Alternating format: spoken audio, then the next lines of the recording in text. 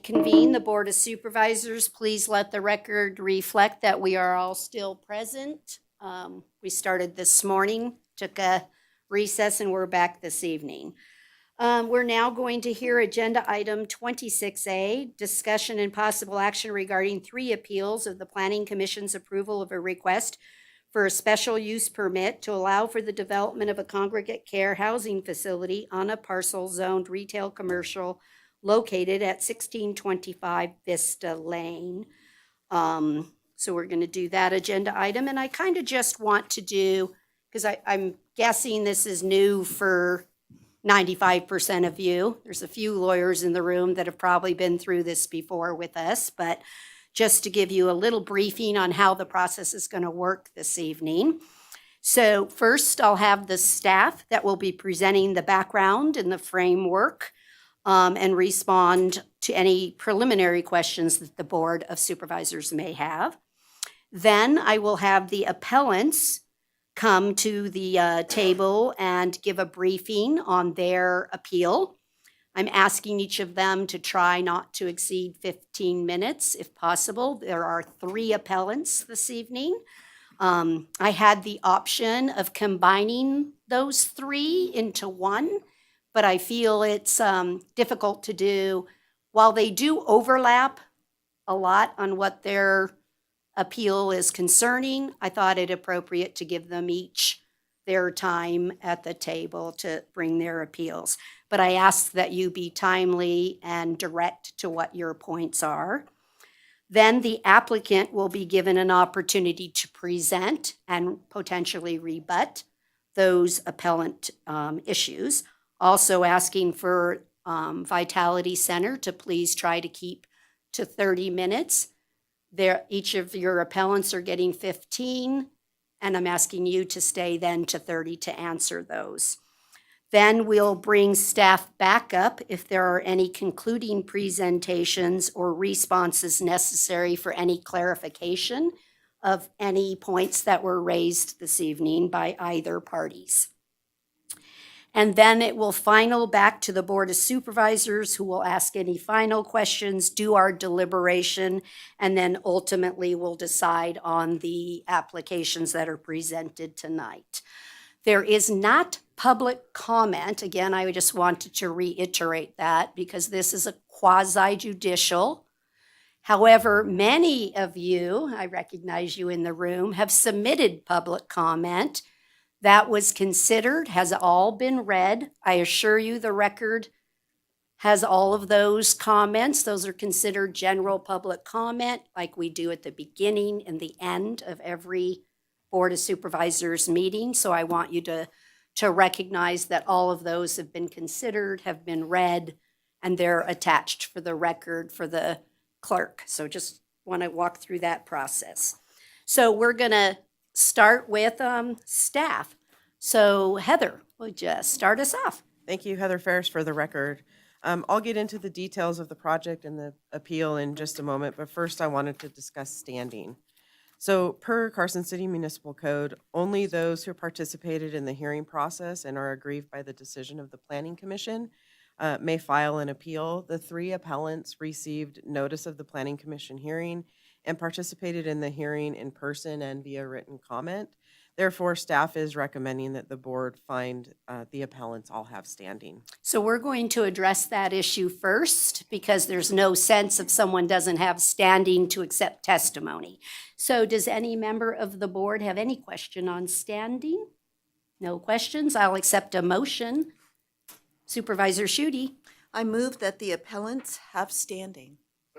I have a motion and a second to approve the standing of the appellants. All those in favor, please say aye. Aye. Any opposed, say no.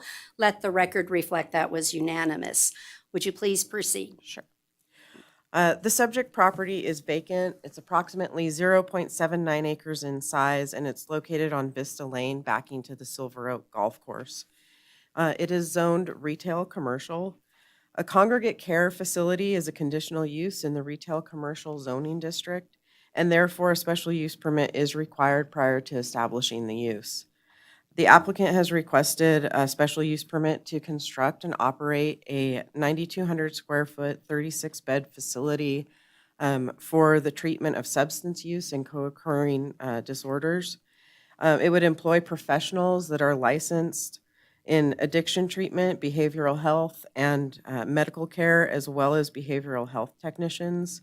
The day shift will typically include 8 to 9 staff persons with 2 to 3 staff persons on site at night. The facility would house a maximum of 36 clients and will provide treatment services for those clients only. The facility will not be opened to non-residents of the facility, so it would be a closed campus.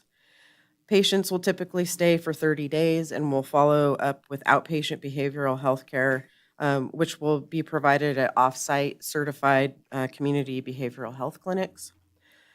As designed, the rear setbacks are an issue. The required setback is 30 feet when adjacent to a residential district.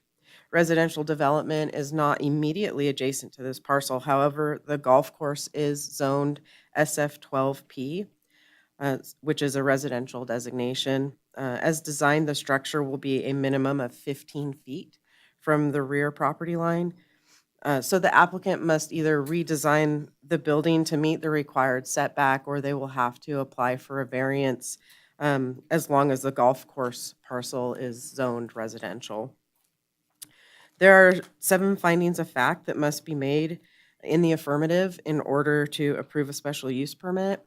The Planning Commission made all 7 findings at its meeting of October 30th, 2024, and approved the request. On November 8th, 2024, the Planning Division received appeals from Michael Hartman and Emerald Farm LLC, LTE 1525 LLC, and Edward and Roxy Benoit.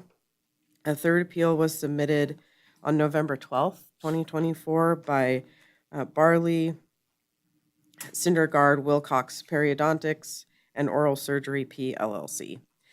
The appeals take issue with the Planning Commission's decisions regarding findings 2, 3, 5, 6, and 7. I'll discuss finding 5 first, and then I will discuss the rest in order. Finding 5 asks whether or not the project meets the definition and specific standards set forth in Title 18. The appellants argue that the use should not be considered congregate care, but should instead be considered a halfway house. As discussed, the applicant has requested an SUP to construct and operate the residential substance use and co-occurring disorder treatment facility. The municipal code does not specifically define such a use. Therefore, the community development director is provided with the authority to review the use and determine if there is a use that is similar within that land use district. The use was reviewed and consistent with other similar projects determined to be most like a congregate care housing. The municipal code defines congregate care housing as a dwelling providing shelter and service for people, which may include living and sleeping facilities, meals, eating assistance, housekeeping, laundry services, dressing, room cleaning, medication reminders, nursing care, related medical services, and personal care. Such facilities may also provide other services such as counseling and transportation for routine social and medical appointments. Congregate care housing is not a residential facility for groups as defined in Carson City Municipal Code and NRS 278-02376 and NRS 449-017. The municipal code treats these uses as a single-family dwelling when they serve fewer than 11 people. If such a use serves 11 or more people, it's considered a commercial use, at which point staff would consider it congregate care housing per our interpretation of the municipal code. And as I noted, this is consistent with previous decisions that the Planning Commission and staff have made, similar to the community counseling facility on Mallory Way. Vitality provided evidence that meals, living, and sleeping arrangements related to medical services, a structured daily schedule, recreation time in an enclosed courtyard, and security would be provided. So based on the information provided in the application, the staff report, and the public hearing, the Planning Commission was able to make finding 5 in the affirmative. subject to the conditions of approval, which are included in the notice of decision, which you do have in your packet. Finding 2 has to do with a project's compatibility with surrounding properties and impacts to the use and peaceful enjoyment of those properties. The appellants contend that the Planning Commission has mischaracterized the use as congregate care facility rather than a halfway house, and that such the use would disrupt or destroy the peaceful enjoyment of the neighborhood and ultimately result in impacts to the economic value of the properties in the vicinity. Vitality provided evidence that the facility would be a closed campus with treatment and recreation taking place on site. Again, based on the information provided in the record, the Planning Commission was able to make finding 2 in the affirmative, subject to the conditions of approval included in the notice of decision. And those included 2 additional conditions that were not included in the staff reports. That was condition 12, which prohibits the special use permit from being transferable, and condition 13, which requires a minimum 8-foot opaque fence or wall enclosing the courtyard. Finding 3 deals with the impacts to traffic. Mr. Hartman argues the Planning Commission did not adequately consider traffic impact, as there was not enough information as to whether clients would be allowed to have visitors and vehicles on site. The application materials provided by the applicant included an explanation that clients would not be allowed to have vehicles. Additionally, as we've already discussed, the applicant also clarified at the Planning Commission meeting that it would be a closed campus. The application materials also included a trip generation memo from an engineer, and it outlined that the trip generations would not trigger a full traffic analysis. They're well below the threshold for that, with 3 a.m. peak hour trips and 6 p.m. peak hour trips and average daily trips of 80. Again, the Planning Commission was able to make this finding in the affirmative. Finding 6 has to do with the project's impacts to public health, safety, convenience, and welfare. The appellants contend that this finding should not have been made in the affirmative because the types of clientele that will be served at the facility will lead to criminal activity, loitering, unpredictable incidents, etc. As I mentioned, the clients will not be allowed to have vehicles on site, and it's a closed campus, which will not allow for visitors or regular comings and goings of the clients. The Planning Commission made the findings in the affirmative, again, based on the information in the record and subject to the conditions in the notice of decision. And finding 7 deals with material damage or prejudice to other property in the vicinity. The appellants contend that the proposed facility would introduce substantial risk and unique challenges to the neighborhood, resulting in the likelihood of the appellants experiencing a loss in property value and reduced economic potential. Again, the commission was able to make this finding based on the information on the record and the conditions that are included in the notice of decision. The standard for review for an appeal of a planning commission decision is an abuse of discretion. Often this is described as arbitrary and capricious or a decision without any grounds. Therefore, the board must consider the information in the record to determine whether the planning commission erred in their decision to approve the special use permit. There's more details in your packet, and I'm happy to go over anything that you might have questions on with regard to the record that the Planning Commission created. But staff believes that the Planning Commission did create a strong record in their approval, and we are recommending that you uphold the Planning Commission's decision. That concludes my presentation, and I'm available for questions. Thank you. The attorney for the Planning Commission, Mr. Reese, is also here for any questions. Does any member have a question at this time for staff? Supervisor Giomi? Just, a quick question maybe for Todd or Heather. The definition of congregate care facility in our code comes from our code. So the decision that was used to classify the property as a congregate care facility is from our code, and that's what the director used, not not an NRS definition. That is correct. And just to clarify from Todd, that is not in conflict with any definitions in NRS. Is that a fair statement? Sorry to make you take the full walk. We can get you a microphone over there, you know. I'm certain you could. This is Todd Reese, Deputy DA.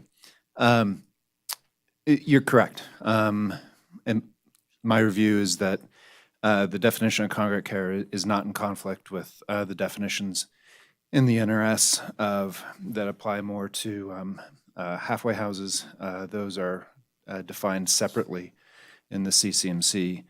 As Heather mentioned, if there's under 11 folks in a halfway house, that's defined as a single-family use. Okay, thank you. Thank you. Any other member have a question at this time? No? Okay. Then we're going to move on to the appellants. Mr. Hartman, if you want to come to present your appeal and your necessary team members. Yes, you push the button and it would be green. Thank you very much. I'm not a public speaker, so I'm going to read from my notes, if that's Perfectly okay. fine. Perfectly acceptable. I make sure I get my $250 worth.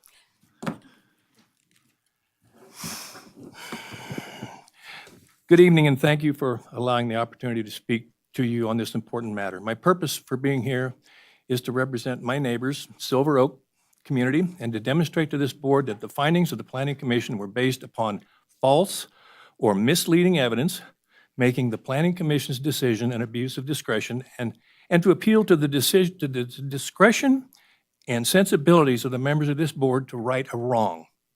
The decision of the Planning Commission was wrong on numerous levels, which I will endeavor to discuss.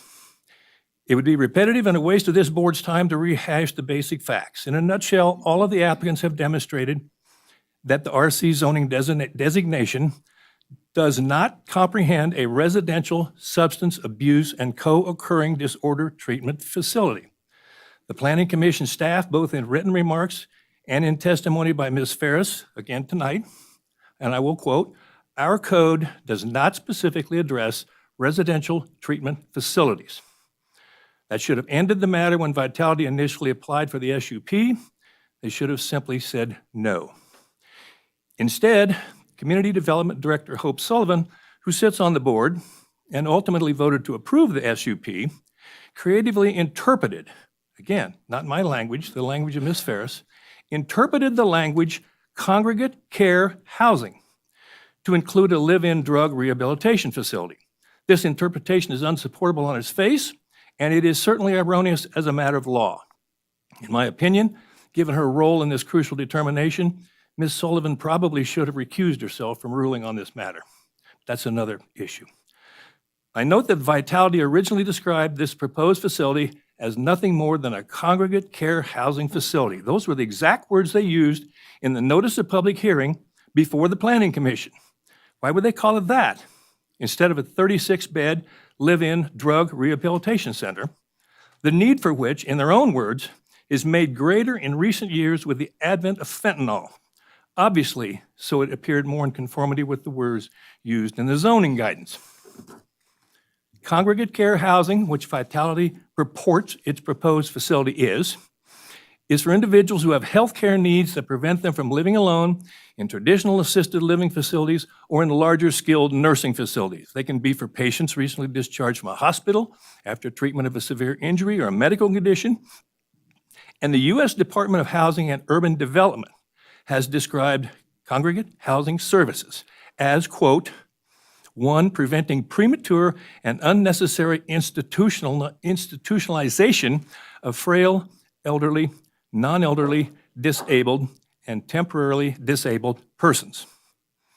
Notably, not a single source refers to live-in drug rehabilitation centers as congregate care. It was acknowledged by Vitality at page 1 of its response. The facility under consideration here falls squarely under the definition set forth in Nevada Revised Statute 449-00455. That is, I quote, a facility for the treatment of alcohol and other substance use disorders. Thus, this type of facility is specifically and statutorily defined It doesn't come into being from the netherworld of zoning guidance interpretations. If the city intended for a special use permit to allow the operation of this type of facility, the municipal code would have made a specific reference to it.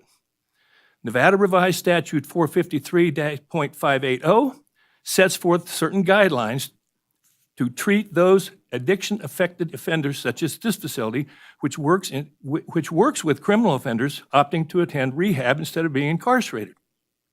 Carson City has even referred to these types of facilities in its municipal code.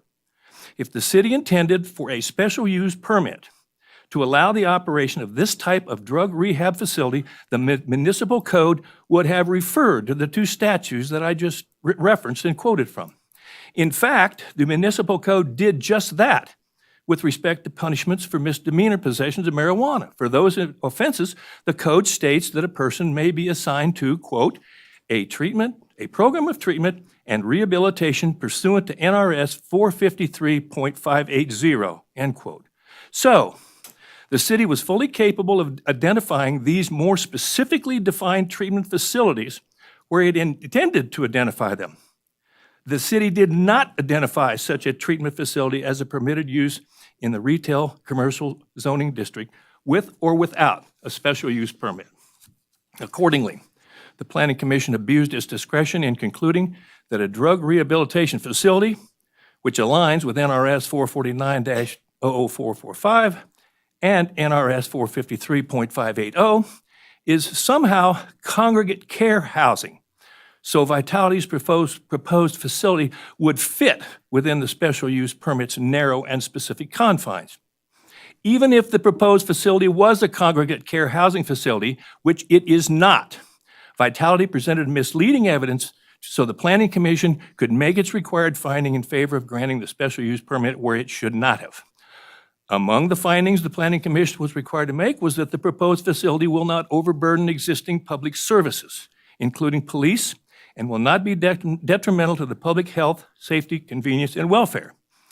It seems academic that a 36-bed facility manned by 8 individuals during the day and a mere 3 individuals at night is woefully inadequate, by any measure, to provide security at the facility and provide the safety of the neighboring properties, including the residential properties across the Gulf Fairway. It isn't even clear whether any of these individuals are specifically dedicated to security at this high-risk facility. This serious inadequate staffing will almost inevitably require an increased law enforcement presence so officers can assist the minimal staff members in dealing with any sort of physical altercation between 2 or more patients, again, who are in various states of detoxification and may be suffering withdrawal symptoms. Vitality claimed in its application that its current Long Street location has never had an incident where the police have been called or needed. This statement is directly contradicted by a call log obtained by public records at the Sheriff's Department, which shows 7 pages of calls and incidents arising at Vitality's current Long Street location since 2022, including 14 calls during the first quarter of 2024. These logs were submitted to this board, and they were submitted with an explanatory statement from a career law enforcement officer, Mac Miller.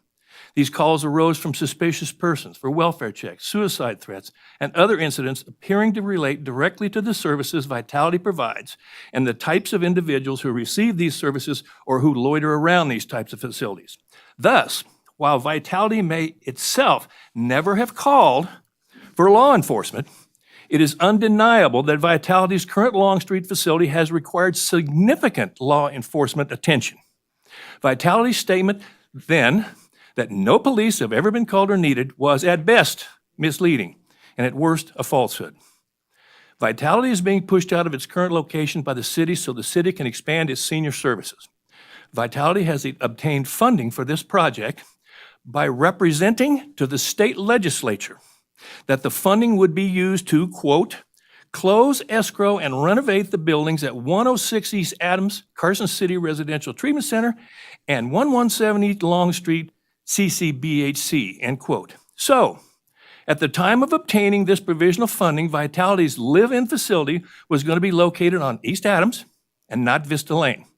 It is not clear how that objective and representation changed from purchasing and renovating existing buildings in more compatible areas to purchasing vacant property and building a brand-new facility on the north side of Silver Oak's 8th hole within 50 yards of desirable and pricey golf course adjacent homes. The Planning Commission was misled by Vitality's representation, just like it appears the Nevada legislature was misled when it dedicated $3 million to Vitality's purchase and renovation of existing buildings. The Planning Commission's findings made in order to grant the special use permit were therefore not based on substantial true evidence. Next, I would like to address the other finding the Planning Commission was required to make, specifically that the project would not adversely affect my property value or those of my neighbors. Once again, we find the staff report prepared for the PC by Ms. Ferris contains the bold, unasserted assertion at item 7, quote, "The project will not result in material damage or prejudice to other property in the vicinity." How the Planning Commission staff could make such a declaration with a straight face is beyond my comprehension. In the statement appended to my appeal, I directed the board's attention to just one study, there are others, that found property values were determined to decrease by 8% when there's a nearby treatment center, and that number could balloon to 17% for treatment centers that specifically treat opioid addiction. In their response, Vitality seeks to debunk this study and offer a competing study, finding otherwise it would be pointless to engage in study wars. As I imagine in this day and age, anyone could find a study to support any opinion they wanted if they looked hard enough. We should instead be looking at the facts. The homeowners of Silver Oak held an informal meeting on November 18, and more than 75 members attended, all voicing varying degrees of anger and concern over the impact this project would have upon their properties. I would note a similar informational meeting was held by Vitality, and by their own admission, it drew an audience of 3. Vitality seems to suggest this shows a lack of interest. I would suggest it shows that none of those other 75-plus homeowners were drinking the Kool-Aid Vitality was serving. They all know, as I do, that this facility will absolutely diminish the marketability and value of their homes. Apparently, Vitality considers this a weakness in their case because now they've advanced the position that nothing in the law requires a realtor to disclose the existing or pending construction of such a facility to a prospective buyer. Their source for this opinion comes from a commercial broker, not one who specializes in residential properties. This board has received a statement from Heidi McFadden. I'm sure you all know her. She's a well-respected realtor who has handled the sale of most of the homes in the Silver Oak neighborhood. In her comments, she totally refutes this erroneous conclusion. Further, she sadly advises that 2 Silver Oak homeowners have already asked her to list their homes in light of the Planning Commission approval of the Vitality project. So, the exodus has already begun. And Vitality and the Planning Commission found that this project would do no harm to property values? What kind of fools do they take us for? Allow me to make a personal observation. I've spent over 45 years of my life working 50 and 60-hour weeks trying to provide for my family and still be able to accumulate enough wealth to provide my wife and I with some semblance of comfort in our remaining retirement years. As is probably the case with many of my neighbors who are seniors, the value of my home on Silver Oak Drive represents the majority of my nest egg, my retirement nest egg. Ours is a premium lot. It sits on number 8 fairway near the top of the street. It gives us an elevated, unobstructed 180-degree view extending from the Pine Nut Mountains all the way to Carson Tahoe Hospital. A prospective buyer of my property, while standing on my patio, taking in the spectacular view, would point to the Vitality building behind its garish wall or fence or whatever they're going to put up, and ask the realtor, "What is that?"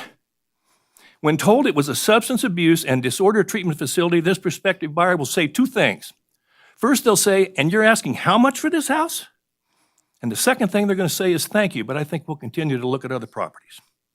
My property value will plummet, and no amount of zoning interpretation or other administrative mumbo-jumbo will ever convince me otherwise.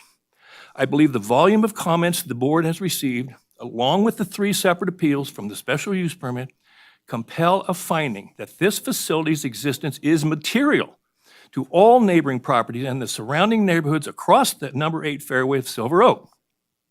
I'd like to conclude with what I think is perhaps the most important point to consider. Once a project like this is formally approved and the facility is constructed, all of the promises and platitudes made by the applicant become meaningless. What happens if Vitality doesn't keep their word? What happens when property values do in fact plummet? What happens when crime and police calls do in fact spike? Nothing happens. At that point, those of us who have been adversely impacted have utterly no recourse. The damage will already have been done. Ask the homeowners in Northwest Reno, whose neighborhood has been devastated and their property values wiped out as a result of this psychiatric residential treatment center for youth that was built over the vigorous objection of the residents. The protesters were accused of NIMBYism, and they were called elitist. Now many of their homes are underwater. So sorry, too late. The damage has already been done. Ask the residents who live next to the massive log pile in South Carson behind Costco what recourse they now have with the intrusive lighting and the chemical treatments being applied to the timber, undoubtedly affecting their groundwater. They have none, no recourse at all. Phone calls go unanswered. The damage has already been done. If this facility is built, there's no looking back, there's no accountability, no recourse. The damage will be done, and it will be irreversible. In conclusion, the decision of the Planning Commission to approve this project was based upon erroneous zoning interpretations, applicant misrepresentations, and a refusal to acknowledge the damage that it will do. It was more than an abuse of discretion. I submit it was wrong. It was also cold-hearted and inconsiderate of the welfare of my neighborhood. It was a travesty. On behalf of the Silver Oak community, I urge you, I plead with you to reverse the Planning Commission's decision and disallow Vitality from fundamentally changing the fabric and character of our neighborhood. Thank you for your time. Thank you. Does any member, excuse me, please don't do that. Does any member have a question? Does anybody have a question of Mr. Hartman? No? Okay, we're going to move then to the appeal that was submitted by Emerald Farm LLC. Yeah. Thank you. Mr. Carlson.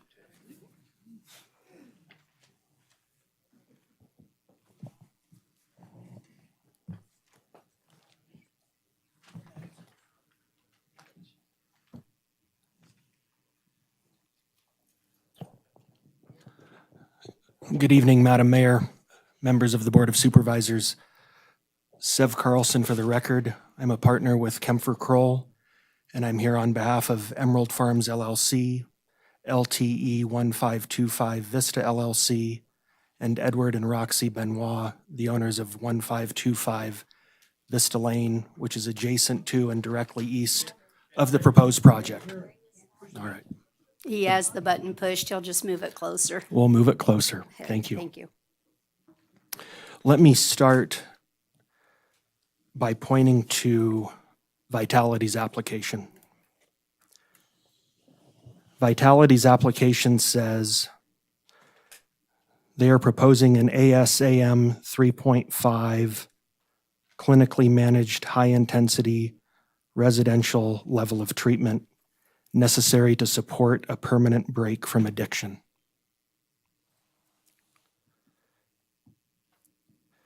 In their response to the appeals, at page 1, they acknowledge that their facility is equivalent to NRS 449.00455's definition of a facility for the treatment of alcohol or other substance use disorders. I'd submit to you as a matter of law, it can therefore not be congregate care housing. What's the purpose of a zoning and development code? Part of it is to provide orderly growth in a city. I'd also submit to you that it provides notice to all property owners of what uses are allowed or disallowed on any particular piece of property within a given zoning district. That development code is what puts property owners on notice as to what can come next door.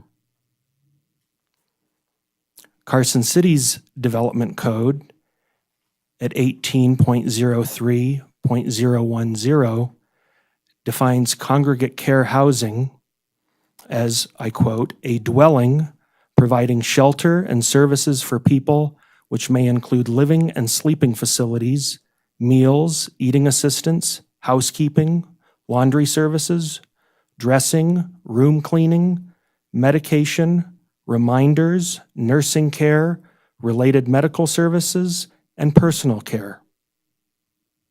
Such facilities may also provide other services, such as counseling and transportation for routine social and medical appointments.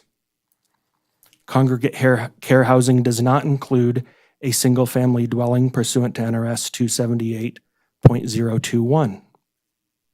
Furthermore, the Municipal Code, Section 18.04.130, governing the retail commercial zoning district in which the subject property is located, further clarifies what the code means by utilizing the term, quote, congregate care housing, by pairing it with the term, quote, senior citizen home, end quote. The congregate care housing senior citizen home use requires a conditional use permit. But again, it's defined as senior citizen home. They pair those two together. And when you look at the definition of congregate care, it talks about routine social and medical appointments, that transportation. It talks about nursing. It does not talk about being a recovery house for persons recovering from alcohol or other substance use disorders. So I think it's imperative to look at also what state law provides. And we acknowledge the administrator has discretion in interpreting the code, but that discretion isn't unfettered. It has to be reasonable. Under state law, congregate care housing is akin to residential facilities for groups, which is defined under NRS 449.017 subsection 1 as, except as otherwise provided in subsection 2, residential facility for groups means an establishment that furnishes food, shelter, assistance, and limited supervision to a person with an intellectual disability or with a physical disability or a person who is aged or infirm. The term includes without limitation an assisted living facility. Further, state law says it does not include a recovery house for persons recovering from alcohol or other substance use disorders. The Planning Commission failed to take a look at these other components to determine if the administrator's interpretation exceeded the administrator's discretion.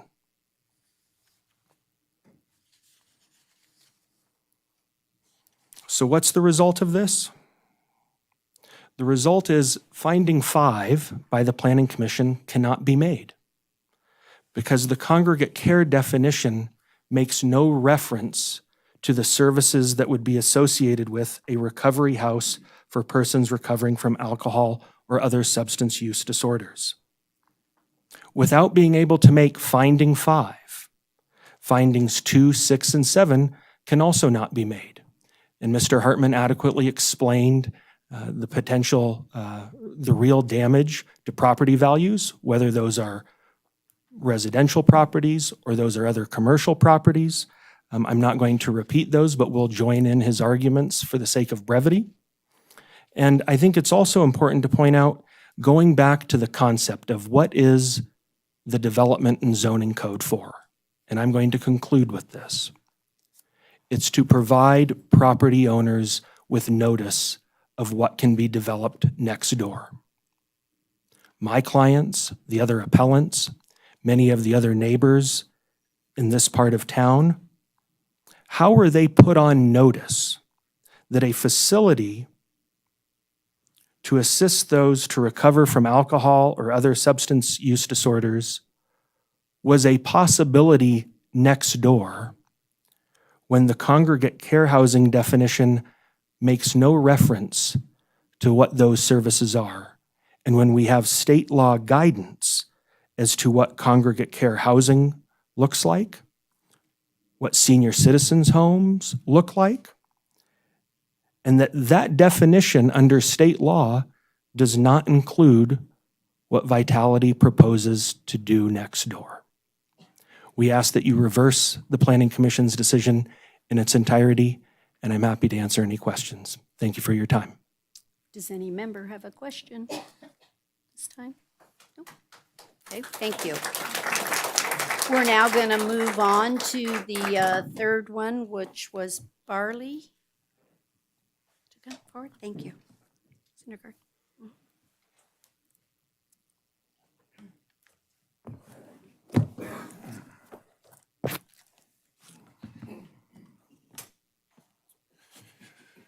Good evening, Madam Mayor, members of the board. My name is Frank Gilmore. I'm an attorney. I represent the property owners immediately to the west, adjacent to the subject property. The property owner is BSW Holdings LLC. That's the landlord, but it's occupied and operated by Carson Periodontics and Oral and Maxillofacial Surgery, a practice that has been in this community for a long time.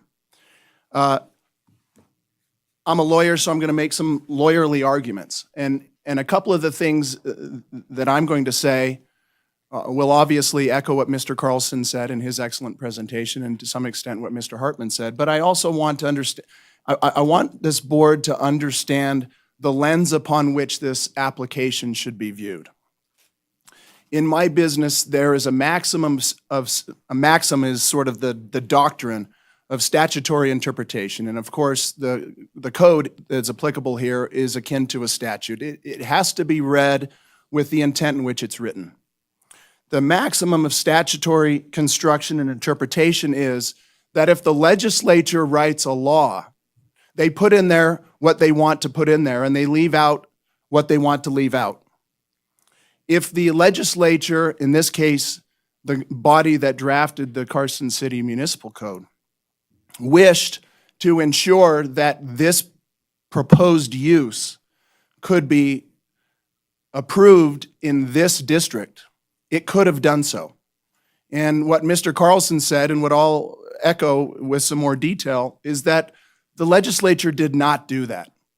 And the resulting effect of that is that the existing property owners who have an expectancy interest in knowing what types of proposed uses could be and should be used within, I'll use the colloquial term, their neighborhood, whether it's residential, whether it's a medical park, whether it's a industrial zone. The idea is that the property owner has a right to know what types of uses, potential uses, would be available. So let me stress something about this conditional use. The residential commercial district provides a it's not comprehensive, but it's a laundry list of different types of uses that can occur on this property. And it gives, in this zoning district, and it gives a lot of examples of what types of uses are appropriate for this type of a district. And it's generally retail commercial. It can be an apparel shop, it can be a delivery service, it can be a copy center, it can be an office, it can be a dental practice. There's 3 pages in the code that explain that. Well, then there is also, for this district, a laundry list of uses which are not standard uses, but which are conditional uses. And those conditional uses are those which are tangential to a retail commercial, but don't squarely fit within that circle. To use the euphemism, the square peg in the round hole, okay? But it's not supposed to be fitting a whole bunch of square pegs in a whole bunch of round holes. It's supposed to be fitting oval pegs into round holes. So there is at least a common sense fit. And I would urge you as part of this to take a deep dive into the code, because at the end of the day, the reason why this is a quasi-judicial proceeding is because it's code-based, and because there are 7 findings which the applicant is obligated to prove. So remember, the code requires that because this is a conditional use, not a standard use. If it were a standard use, the property owners in the neighborhood are aware that all of the laundry list of potential uses in the standard use, you could be your neighbor. If you're a dentist office, you know you could have a hair salon next door. That's just the way it is. And as Mr. Carlson said, you're on notice that you may have a hairstylist as a neighbor when you're a dental office. And that's okay. That's the way the zoning is set up. But it also says, hey, if you're not going to be under one of these laundry lists of standard uses and you want to get a conditional use permit, you have the burden. You, as the applicant, have the burden to show by preponderance of the evidence, and in legal world, burdens of proof. You'll hear this occasionally, watch Law and Order, and they'll say beyond a reasonable doubt, et cetera, et cetera. Those are burdens of proof that are applicable. The burden of proof applicable here is preponderance, meaning it has to be more likely than not. The evidence established by the applicant has to show that it is more likely than not that each of those findings can be met. And it's all of the findings. If any of the findings are not met, a conditional use permit cannot be granted under the code. Importantly, the findings are not a popularity contest. It's not based on majority vote. It's not however many people the applicant can get in here to push the project. It's not a question of how many people the appellants can get in here to push the project. It's not a majority rule. It's a question of statutory interpretation, and that's where the focus should be. So it really doesn't have anything to do with the appeal of the project. And I think it would be very hard to argue that this is not an appealing project. This is a service that is needed. It's a service that's needed in every community. And my arguments are not to detract from the type of project that Vitality is intending to produce here. My problem is when you apply the strict confines of the code, you simply can't get where you need to be. And so here's what happens. The conditional use code says if you're going to do other things than in the standard use, and there's a list of them. I'll give you an example.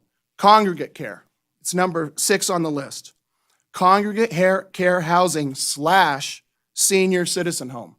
So the code tells you what congregate care housing really means. It's right there in the code, and I'm reading straight out of the code. That's what that is.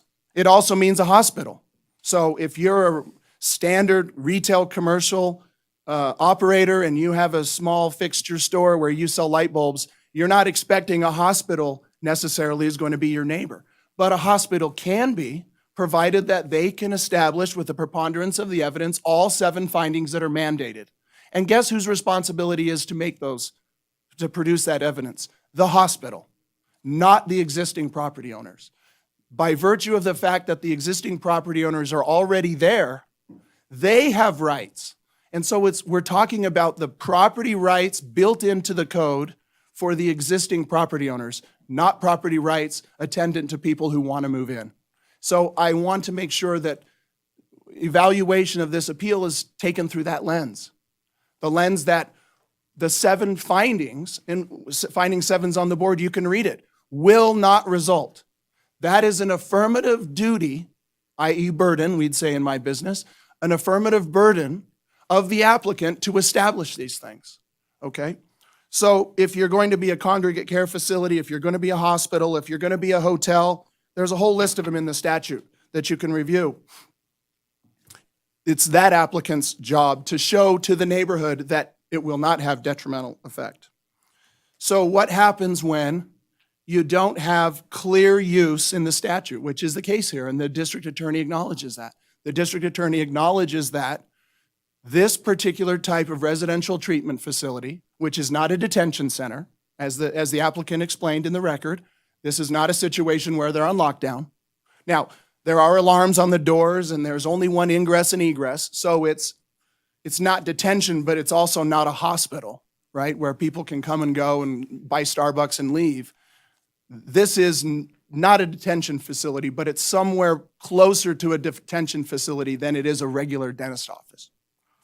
So the question then is, if there's no use that specifically and squarely fits within the code, well, then what do we do? Well, the code says that the director or the administrator, the code says director, the director has the discretion to try to find a use that fits. Well, that doesn't mean that the administrator gets to say, I'm looking for a definition within retail commercial, a definition either in the standard use or in the conditional use, and pick the best one. That's not what the discretion requires. The discretion requires identify the use independent of what the list in the conditional uses are. So the administrator doesn't say, there's 45 conditional uses, I'm going to pick the best one. But that's what happened here, because there is no tangential nexus relationship to the proposed use and the types of uses that are actually delineated in the conditional use statute. There just isn't. There's nothing like it. So what does the director have to do when there's not a clean fit? The director has to pick the use and then determine whether that use fits, not the other way around. You don't pick which use you like and then make it fit. You have to pick the fit and then see if it applies to the code, and they didn't do that. And as Mr. Carlson explained, this really is more like, and if you read the district attorney's rebuttal to our appeal, his view was, this use is more like a congregate care facility than a halfway house. And so the expectation was that this is not a halfway house, this is a congregate care facility. Well, to be honest, this is not a competition between halfway house and congregate care facility. The question is whether or not it fits within this line of definitions. But let's take that at face value. This is more like a halfway house than it is a congregate care facility. The statute defining congregate care facility, what is the primary purpose of a congregate care facility? Mr. Carlson read the definition. It's to provide residence to people who are of advanced age most of the time, who need all of the incidents of life. Errands, shopping, clothing, laundry, you name it. What the district attorney hangs his hat on is this idea that related medical services. Well, let's use the language of the statute. Related medical services. The services are attendant to the primary purpose of that facility, which is to give seniors a place to live that's comfortable and safe and works for them. The primary purpose of the stated use of this applicant is not to live. The primary stated purpose is to provide treatment, and the living is attendant to that. A halfway house provides residences, living situations for people struggling with the disease of addiction. The primary purpose of a halfway house is to help people treat addiction, not to have ordinary random people get a place to live. The types of people that live in halfway houses are people who are struggling with that disease. Whether it's court mandated, often it is. We don't make any bones about that. Halfway houses, typically, the reason we call it halfway house is because it's halfway between the jail and the community. That's why it's called that. This is more like, this facility is not a halfway house. Don't misunderstand me. I'm not saying that. But what I'm saying is if you're the administrator and you have to decide what use this is, without already deciding whether you like the project, without deciding whether you want to approve the project, that decision, what use is this, has to be made in a vacuum. It has to be made in the vacuum that we're not already decided we love the project. We've not already decided that we're going to meet all 7 findings. So now let's make this definition work for us. That's not how the discretion of the administrator is supposed to work. The discretion of the administrator is the application comes in and they say, what type of use is this? And they say, well, it's a treatment, live-in abuse treatment facility. And then they have to make the decision whether it fits within the uses. It doesn't. The district attorney admits that. We admit that. It doesn't fit. So we have to find the best fit. The best fit is not senior care. The best fit is halfway house because of the primary purpose of what a halfway house provides and what a congregate care facility provides. Inpatient treatment facility is fundamentally different from the types of uses. Oftentimes, the residents will be there by compulsion. Not all, but the record reflected at the commission level that many of the residents of this facility will be there because they chose to be diverted from jail to this treatment facility. And that's an honorable mission. I'm not arguing the contrary, but that's a fact, is that many of these residents are not there voluntarily. This is not a hospital.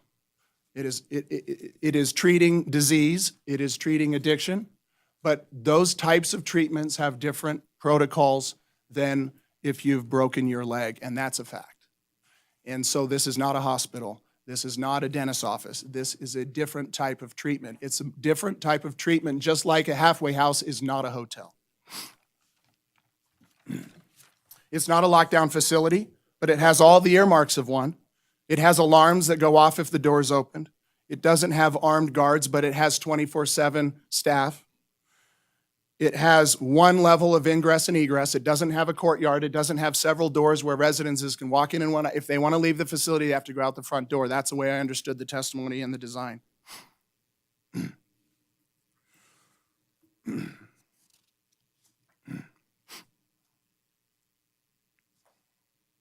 With the purpose of avoiding redundancy, I'm Thank you. parsing through my notes. The primary purpose of this intended use is not to provide living for people who need a living. It's to provide treatment for people and also to give them a place to live while they're going through that treatment. And that is the distinguishing factor between these definitional uses. My contention and my client's contention, which I should say, my client owns the building next door and has a well-established, long-standing practice with several Carson City employees who would be right next door to this facility. So they have an interest that is unique to most. And so that leads me to finding number 7. Well, let me back up. My estimation from review of the record was that this result of this approval was because staff wanted to approve it, members of the community wanted to approve it. It's an honorable mission. It's a necessary community service. And those were the primary factors. And then they took the square peg and put it in the round hole. And the code requires it to be done in the opposite direction. And that is first make sure that it fits within the appropriate uses of this property, and then use the political process to ensure that it's what the community needs. And I would submit that that's not what happened at the planning process. So that leads me to finding number 7. The applicant has the burden to establish that this proposed use, this building in this particular location next door to my client's dental practice and oral surgery office, that it will not result in material damage or prejudice. Have you seen the record? Did you watch the video? Were you there? Did you read the applicant's papers? Did you see the minutes from the meetings that they held with the community? There is zero evidence, zero. It's not a matter of some evidence competing with some evidence, and there was an appropriate determination that 51% of the evidence was in favor of the proposed use and 49% was in favor of my clients. That's not what happened. This is a dearth, we call that in my business, a dearth of evidence. And what was the district attorney's response to our appeal in that regard? Well, the dentist didn't provide any evidence and they didn't establish what mitigators they would want. Well, read finding 7. It's not my client's job to do that. It's not the pre-existing neighbor's job to come in here and say, these are all the reasons why our property would be impacted. Here are all the reasons why we think these particular mitigation measures should be included. The only argument that staff has made and the only argument that Vitality has made is the conclusory one, which is we don't think that our proposed use will result in material damage. That's not evidence. That's a conclusory allegation. And in a court of law, that's tossed out. You don't even get to say that. You cannot just offer conclusions without predicated evidence. So where's the evidence in the record? There's none. And the district attorney says, well, the dentist office didn't provide any mitigators, and the dentist office didn't explain why property damage is speculative. That's true, we didn't, because it's not our job to do so. It's the applicant's job. The applicant's job to establish their burdens so that all 7 findings can be met. And if not, I'm sorry, you can't bring that use into the neighborhood. The other argument was, well, property damage is speculative. Well, it always is. If you have the ability to tell me what's going to happen in this community tomorrow, I'm buying stock, okay? But you can't. So it's always going to be speculative. But there are certain stigmas. I'm sorry to say. I'm not propagating these stigmas. I'm simply acknowledging that there is a stigma associated with this type of practice, this type of proposed use. And property values don't care about whether stigmas are appropriate, whether they're outdated, whether they're good, bad, or indifferent. They don't. Property values are, when my client built this building and has established its practice, they had an expectation that certain types of businesses would be built in this medical park. It's a medical park. And the declarations that were created in order to establish this medical park said that it will be a medical office. And probably people don't know, and maybe it doesn't matter for purposes of this argument, but those declarations were changed in order to put this square peg in this round hole. That's the kind of property rights that the existing property members are entitled to have considered when finding 7 has to be met. I would say there's no evidence supporting the fact that they did that. And if so, I would challenge the applicant who's going to get a chance. I would challenge staff who's going to get a chance. Explain to us what they're doing to mitigate the problem that is going to arise from the stigma associated with this use to my neighbor, to my client who's next door. When eventually they want to retire and they want to sell the practice or sell the building, where's the mitigator that's on the record? There isn't any.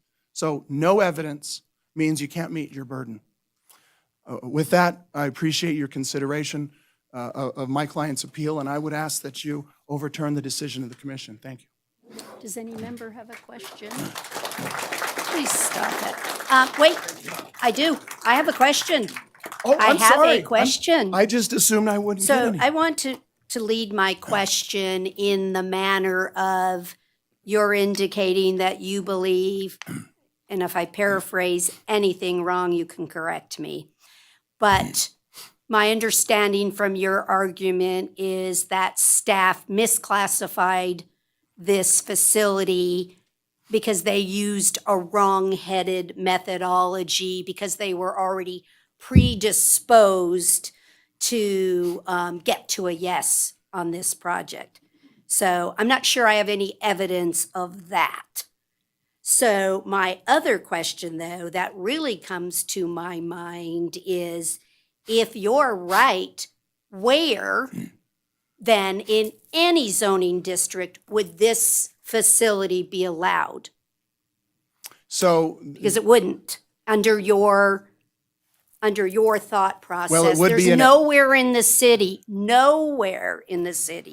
that this facility would be allowed. Is that what you're telling me? I'm not saying that. In fact, that's Okay. it. To be honest with you, I'm not trying to be cagey with you, but that's not my job. But there is a halfway house definition. My argument is it's more like a halfway house than it is a congregate care facility. But to answer your I think you paraphrased the position. I think it's a mistake to look at the way that this application was handled. I think it's a mistake let me back up. If you look at the applicant's application, if you look at staff's original staff report, there's not even so much as one sentence in that original staff report that says, hey, flag this.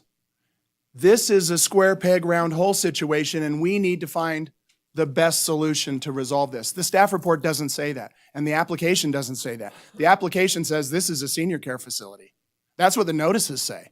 They already took the leap before staff even told them what use it should be. They picked that out and basically walked in, and one of two things happened. Either the applicant knew that that was going to be the use that was going to be approved, or they walked in there to staff and said, here's our proposed use, looking around, hoping nobody noticed that it doesn't fit. That's the only two explanations there could be. So, some of the evidence that I'm suggesting is circumstantial. Sure, there's no letter in the record that says that this was a predetermined thing, but it has to be one of those two, because this project does not necessarily, nobody reading the code in a vacuum would see this proposed use and point to congregate care facility. You just wouldn't do that. You would only do that if you already knew that congregate care facility was a conditional use in the code. And that's what the application is. The application doesn't really say, hey, this is more like a residential inpatient treatment facility, but We're looking for the discretion of the director to interpret it in this way. That the application doesn't do that, and the staff report doesn't do that. The staff report for this Board of Supervisors, however, does correct that mistake and says in a paragraph, hey, we need to identify the fact that this proposed use is not really a congregate care facility and it's not really anything else because it's not a halfway house. So there is some treatment in the record at this level of the appeal dealing with that, but not at the original staff report level. In fact, if you read this in a vacuum, you go, wait a minute, how did we jump from this proposed use to this particular definition of conditional use? It's not apparent on the face of the appeal, of the application how we even got there. So I hope that answers your question. A bit, but so just technically on the record, so let me ask you, that consistently the Planning Commission and the Community Development Director or the Planning Manager has recognized these facilities as congregate care. This is not the first facility. So fitting it in or not recognizing it, how do you square that peg in the circle when consistently that is the definition that the Planning Commission and staff have utilized? Sure. So we have consistency. That's a good point. And there's another maxim in government, which is just because a prior determination was made on discretion doesn't mean that it should be the predicate for future decisions, okay? So that's the first thing. And that most of the time goes against applicants, not in favor of applicants, right? Most of the time, the applicant says, well, hey, hang on, that guy got his thing approved, and now you're not improving mine. It's the exact same. Well, what does the board say to them? Hey, it's an independent examination. You don't get to look at past performance as an indicator of future results, okay?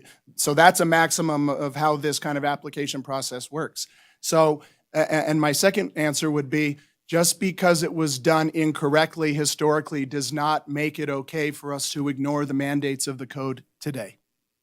But I just suggest to you that that doesn't mean the decision of staff was arbitrary or capricious or on its surface a fallacy. So I just put that on the comment because it seems to be a bit disparaging of staff's work or that they just tried to make something work. So I just put on the record that there is consistency of practice I can here. appreciate that, Madam Mayor, especially in light of the fact that this is an admirable mission, and there should be people in the community development circles and planning that want these kinds of services provided. I can't speak to the specifics of those projects because I don't know what the facts were, but keep this in mind, and that is that type of evidence that you referred to, which is that there are pre-existing determinations of this kind of use, it's not in the record. So if you're just the lawyer and someone says, here's the binder of everything you need to know about this, and you read through it, you would not have that kind of information. And guess what? Because this is a quasi-judicial process, we're bound with the record we got. Just like you appeal to the Supreme Court down the street. You walk in and they say, well, where's that email you want? And I don't have it. Well, it's not coming in. Sorry, even if it exists. So the reality is, you have to make your decision based on the record that was developed. And where's the evidence of that in the record? The staff report doesn't show it. The staff report doesn't say we have a clear history of defining these types of uses in this particular way, and that might be some basis for a future definition. It doesn't say that. I mean, I could argue both sides of that coin, right? I could argue that, well, they were wrong every time. I'm not saying that because I don't have the specifics of those prior examples. But in this particular case, this has to be evaluated in isolation. And even if it's not evaluated in isolation, it has to be based on something that's in the record. Thank you. Supervisor White, you have a question? Thank you. As to finding 7, just for clarification, you're saying that your client claims they will be materially damaged if this use is put in that medical park. That's not correct. There's a technical distinction. My client is claiming that the applicant has not shown that their use will not result in material damage. That's why I wanted to frame this conversation in the language of the code. It's not my job to come up here and provide graphs and reports and statements and everything establishing that my client's property will be materially prejudiced. I don't have that obligation. The code requires the applicant to do that. And if the applicant doesn't meet its burden by presentation of evidence upon which a preponderance can be viewed in favor of a finding, they fail.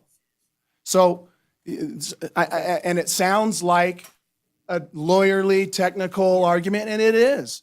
But we're talking about technical, codified rules that mandate how these processes work. The conditional use process says if you want to bring a different kind of use into my neighborhood, you have to prove these things. 1, 2, 3, 4, 5, 6, 7, all of them. And they all have to be provided with, it's in the code, preponderance of evidence.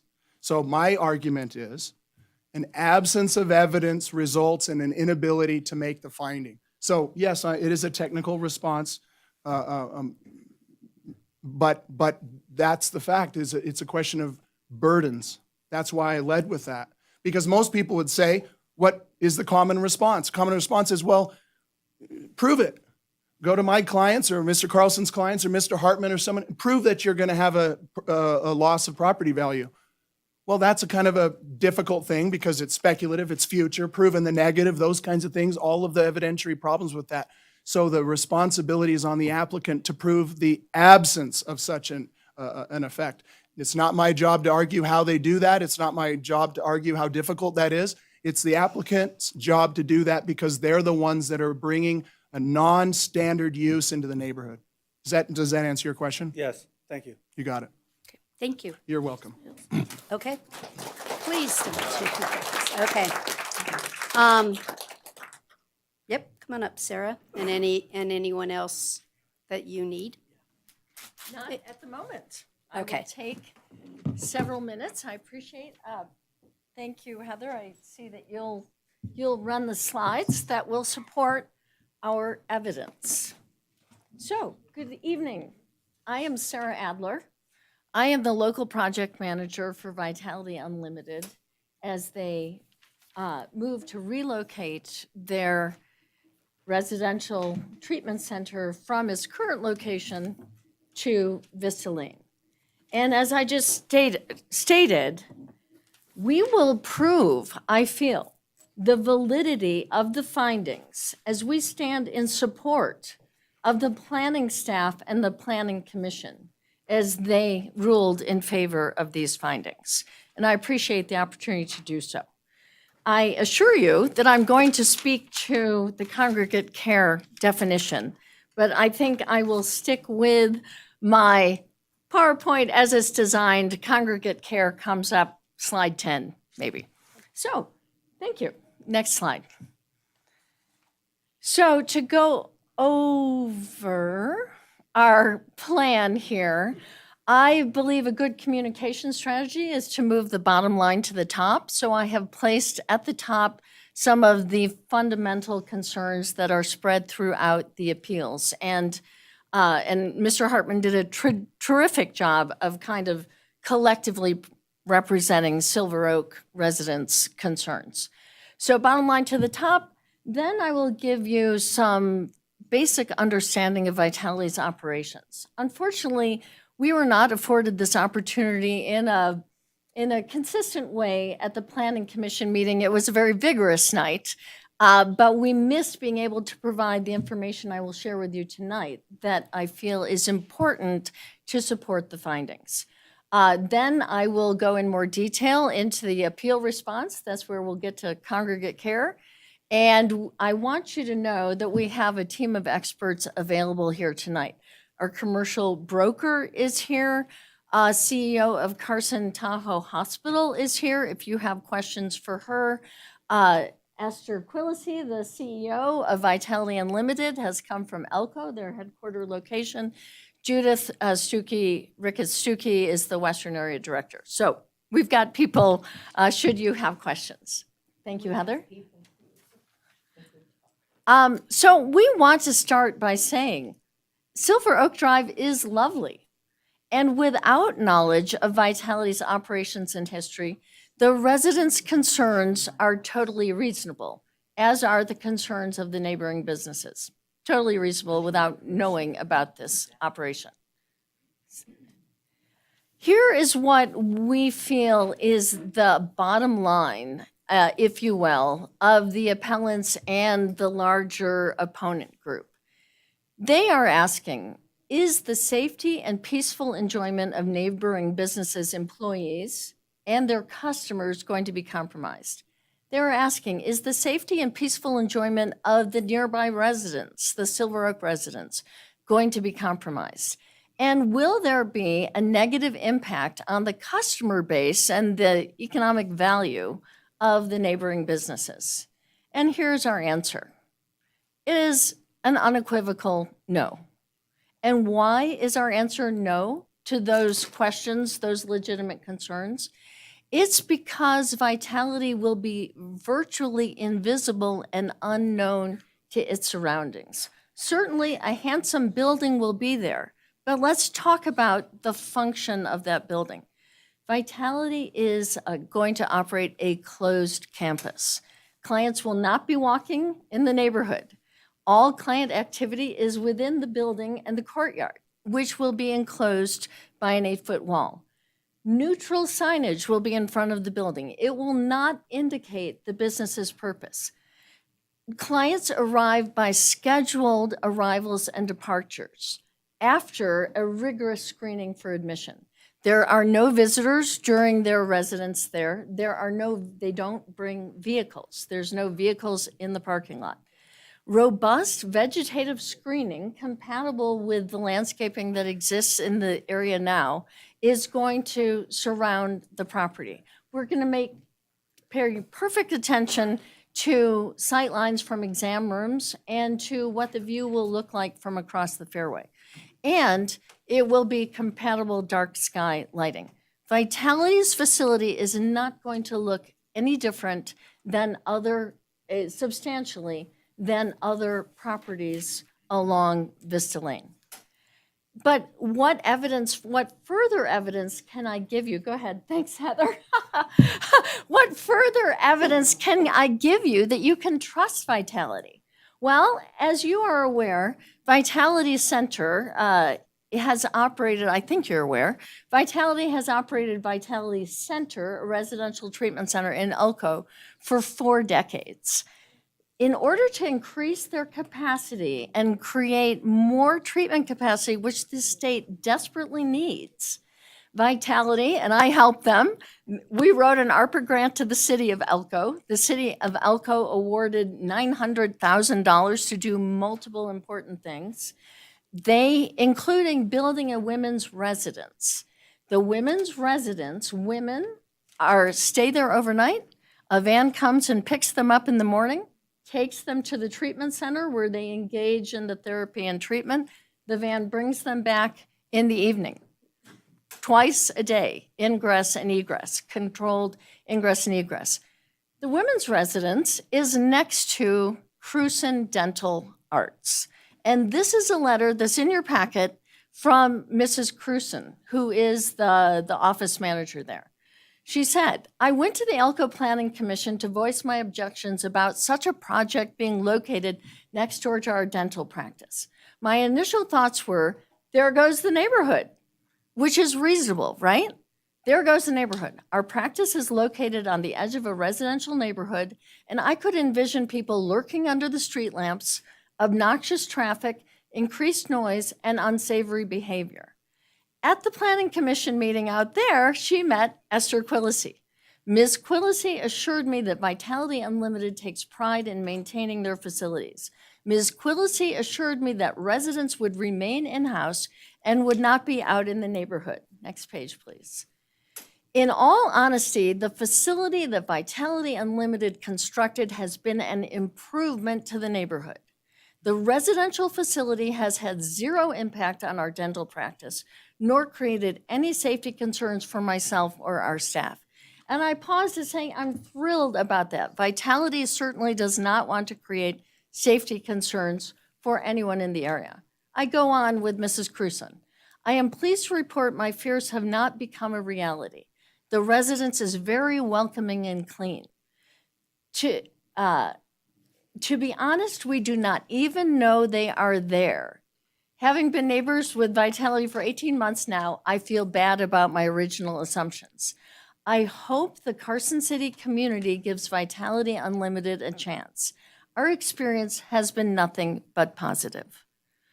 Here is evidence. Thank you, Heather. Moving on. And more evidence. Vitality Carson City is virtually unknown in its present location, which is on the second floor of Carson City's Health and Human Services building at 900 East Long, just a couple blocks from here. There have been no safety concerns expressed by your Health and Human Services Director, Nikki Aker, for the citizens of Carson City, vulnerable citizens, women, infants, and children, senior citizens who utilize the clinic on the ground floor where Vitality is on the second floor. No concerns for clinic users or for her staff. We're next door to the senior center. We're next door to senior apartments. No safety concerns have been reported from there. Sheriff Furlong reports, in response to a request from me, 4 incidents on crime mapping within a quarter mile of 900 East Long in the last 6 months. He reports, I reviewed each of the details and found no connection whatsoever with the Vitality facility or the patients located in the area of Long Street. My second question to him was, are you receiving calls for service? I answer, I am not aware of any significant incidents that have occurred at the Vitality Center, which has resulted in a significant response by the sheriff's office. This may well result from the internal rules of the facility and the discharge of patients who do not follow treatment plans. Now, I want Mr. Hartman to know that we followed up just now on what he had reported about 14 calls during the first quarter. The staff who run the facility have responded, absolutely not. Those calls may have been for a client having a seizure, that they may have been for a medical need, but absolutely not calls based upon the safety of other residents or of the staff. So we offer that to Mr. Hartman. And then my third question to the sheriff was about elopement, which I will refer to further. This is when someone who is in justice involved may exit themselves, go through the alarmed door and exit themselves from the building. His response, we have had no significant incidents at the Vitality Center located on Long Street that resulted in any violent crime associated with the patients or the center. So that addresses the crime concern. Thank you, Heather.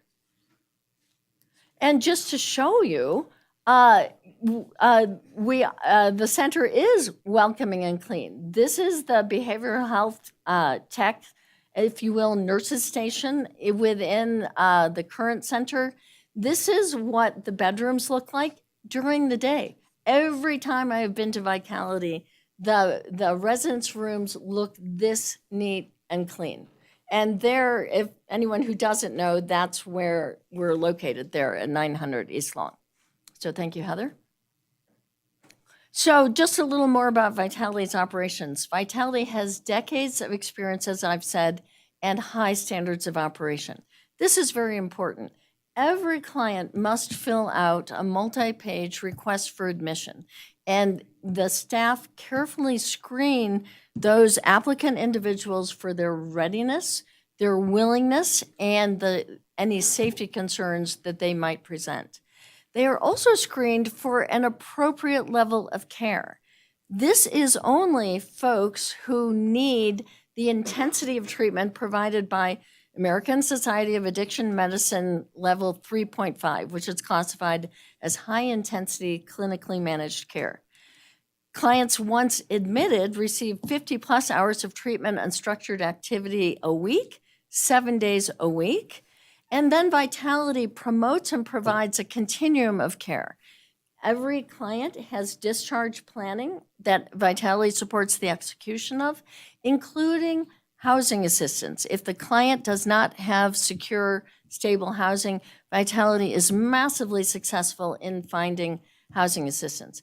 Vitality is certified by the Substance Abuse Prevention and Treatment Agency of the Nevada Department of Health and Human Services, and they undergo annual financial and performance audits. Thank you, Heather.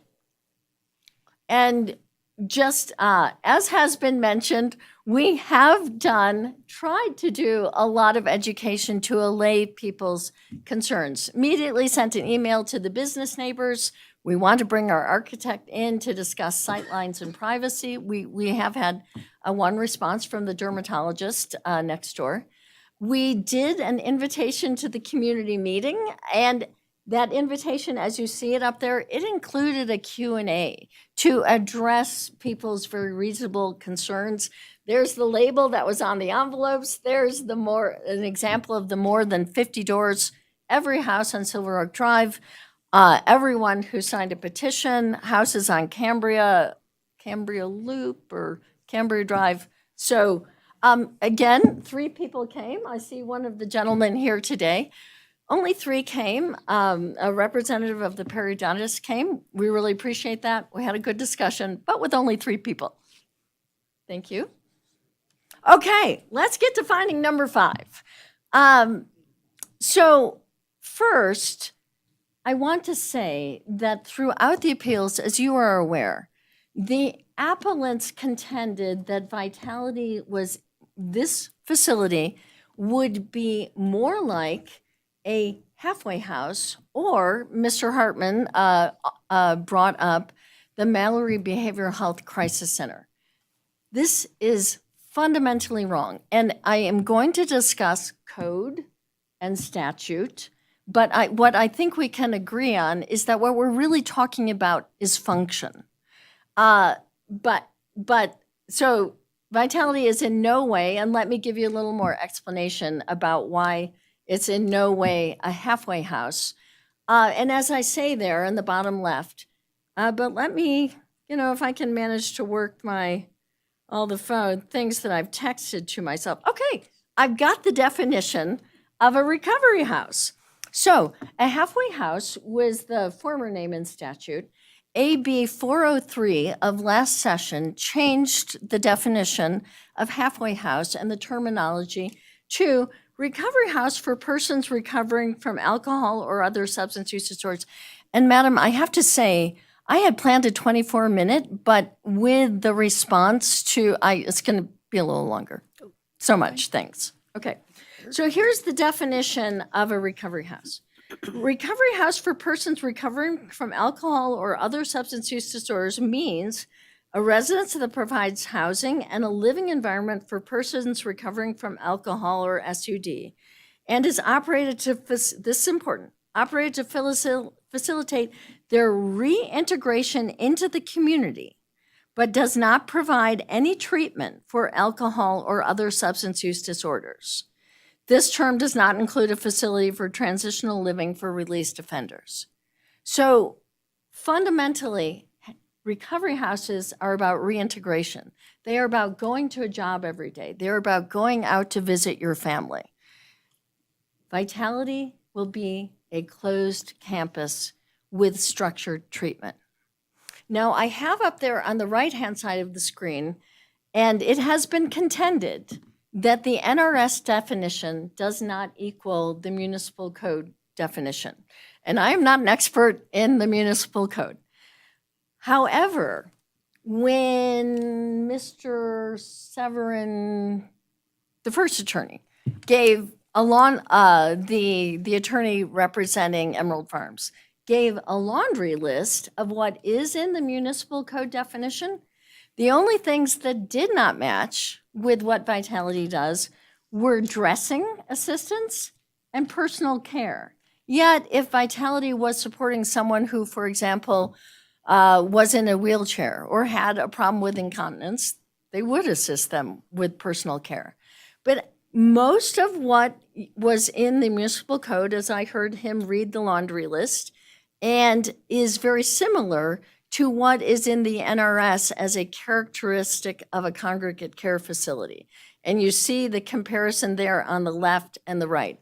I believe there is not a great deal of difference between the NRS list of characteristics and the municipal code. Y is a facility for the treatment of alcohol and substance abuse, which in NRS is 449.00455. Why is that not specifically in the code? Well, Chapter 449, which is medical and other facilities, has 12 types of medical or other facilities, including the facility for the treatment of alcohol or other substance use disorder. So it is not surprising to me that the municipal code does not define separately all 12 of these types of facilities.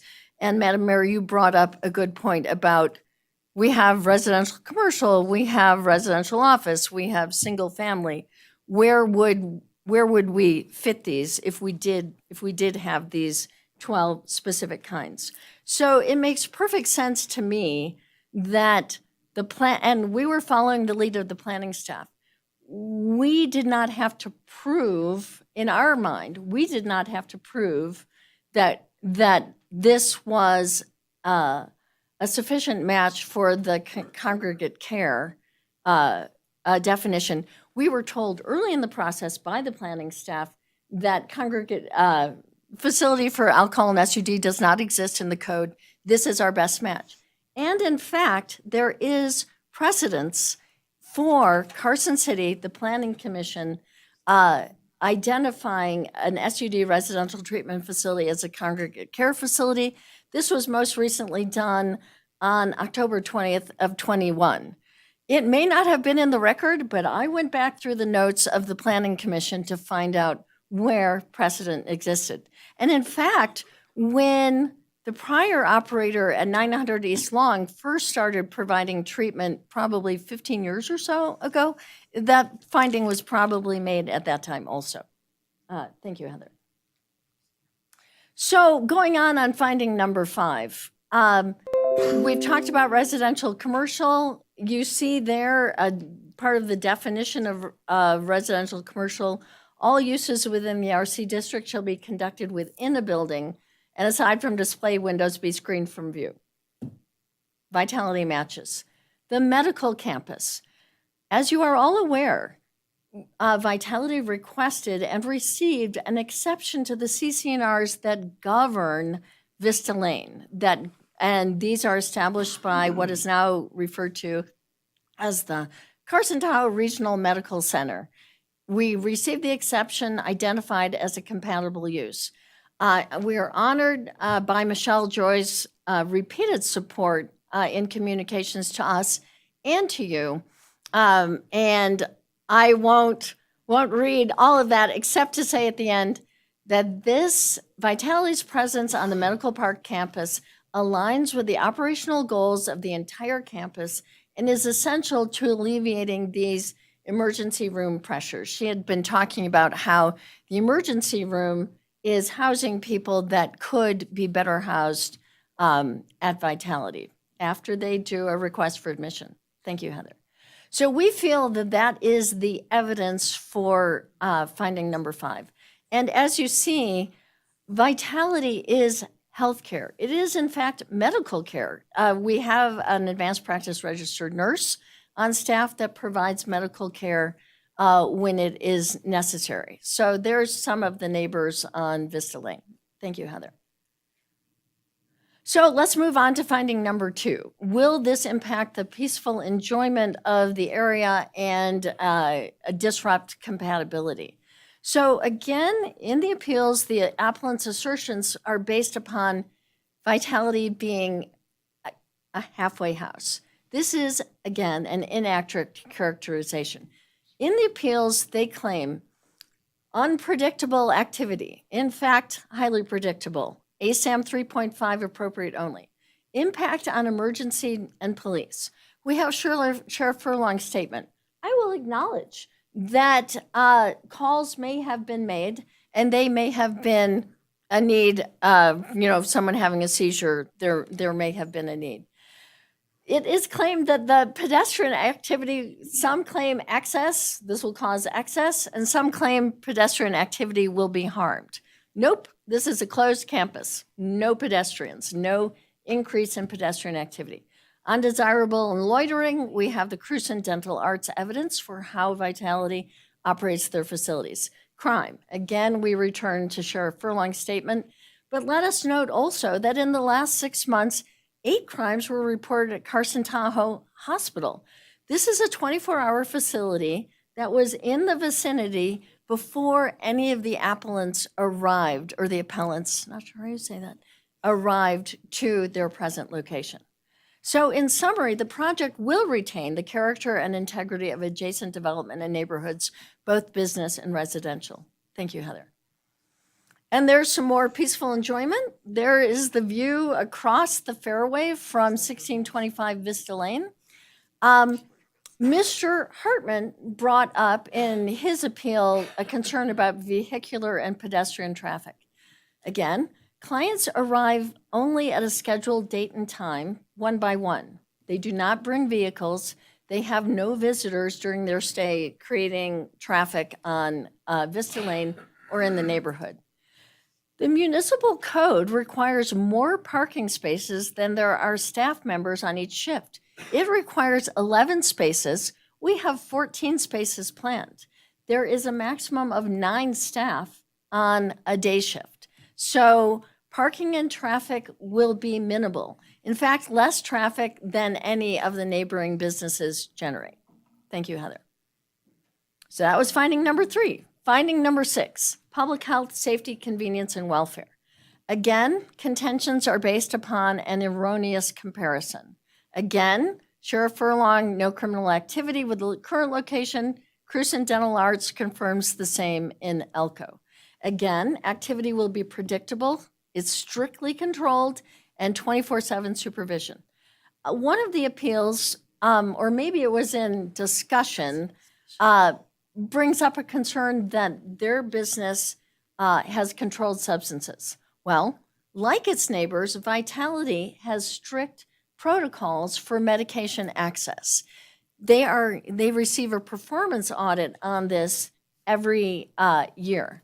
Vitality is certified to also treat individuals with co-occurring disorders, which means someone who has both a substance use concern and a mental health issue. But Vitality only admits clients who are stable on their medications and thus ready to be able to engage successfully in treatment. Next, Heather, thank you. So let's talk about justice-involved clients. This is a community service that Vitality provides.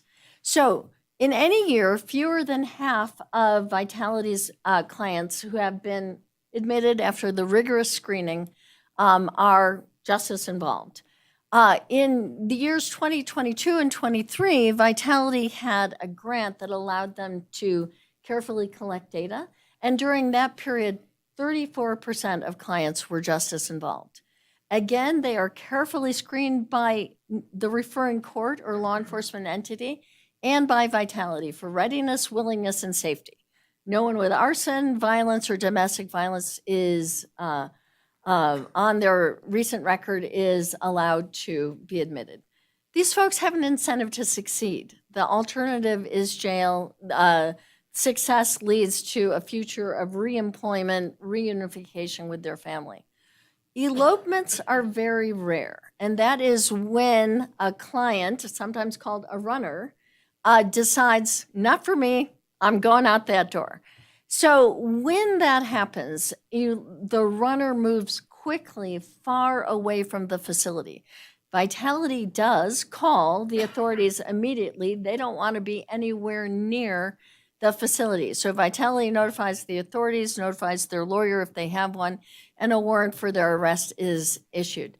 In 12 years that Vitality has operated at 900 East Long, no harm has come to residents or to our community based on elopements.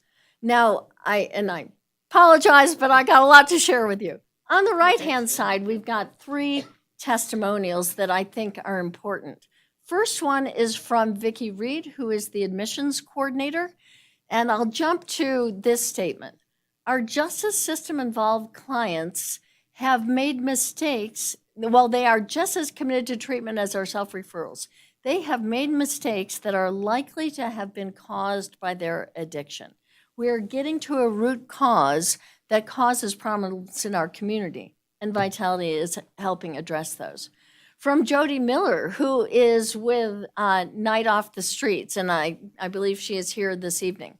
She said in her letter to you, I would not be where I am today without the knowledge and skills I gained while in treatment. I battled a 20-year addiction, was homeless, and was in and out of jail. Today, I am a productive member of society. And are you ever, Jody? We so appreciate what you are doing. And then finally, from J.D. Powers, who is on our city's FAST team, she says, I have witnessed the transformation that has taken place in the lives of their consumers. There are many reunited families, along with several community-oriented, tax-paying citizens who have left Vitality to live completely different lives. Thank you, Heather. So in contrast to contentions that there will be harm to the public safety, welfare, and convenience, we have presented you with this evidence, and we add, during that 2022-23 period when we were able to collect data, 54 homeless individuals were taken into treatment, enrolled in Medicaid, and exited to housing. Treatment increases safety in our community by taking persons who have been committing DUIs and minor drug offenses in our community off the streets and into treatment. The Vitality creates significant cost savings for the community with treatment versus incarceration. Vitality takes on the onerous task of getting folks enrolled in Medicaid and then Medicaid billing. And in fact, this morning, as you sat as the Board of Health, you learned that Vitality has provided 656 units of care to Carson City residents in the last 13 months. Now, one client likely received multiple services, so that's not an unduplicated number. And Vitality wants everyone to know that clients who are treated there but are not from Carson City are returned to the community of origin. Thank you, Heather. So finding number 7, and I should have said earlier, economic harm, the property value issue could have been addressed under number 2. I addressed it on number 7. That's where most of the appellants address the property value issue. So will there be material damage or prejudice to the vicinity? Again, we say no. It's a misunderstanding of function that drew mistaken conclusions in the appeals. I won't reiterate what I have said many times about a closed campus.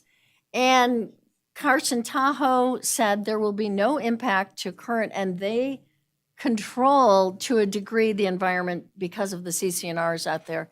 No impact to current or future development of the medical campus. Rather, Vitality being located out there will provide great benefit. Thank you, Heather. So let's talk about impact on property values. And what we assert to you is that any impact on property values is questionable at best. Any anticipation of impact on property values is questionable.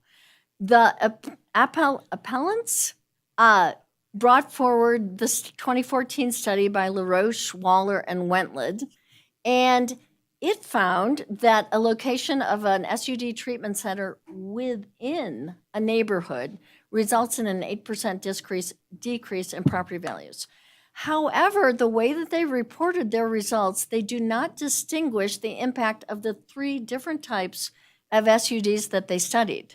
They included in their study residential, yep, that's Vitality, intensive outpatient program, which is where people come and go for treatment every day, and partial hospitalization program, again, people come and go every day. They did not discuss whether the residential treatment facilities within their study were closed campuses. So I think that study is an apple and an orange. What's close to it's like an apple and a pear. Vitality is a closed campus. It's adjacent to a golf course. It is not within a residential community. So we feel little or no impact on residential values because it will be functionally invisible to the residential community. And then replacing sagebrush with a handsome building, we do not feel will harm the business neighbors' values.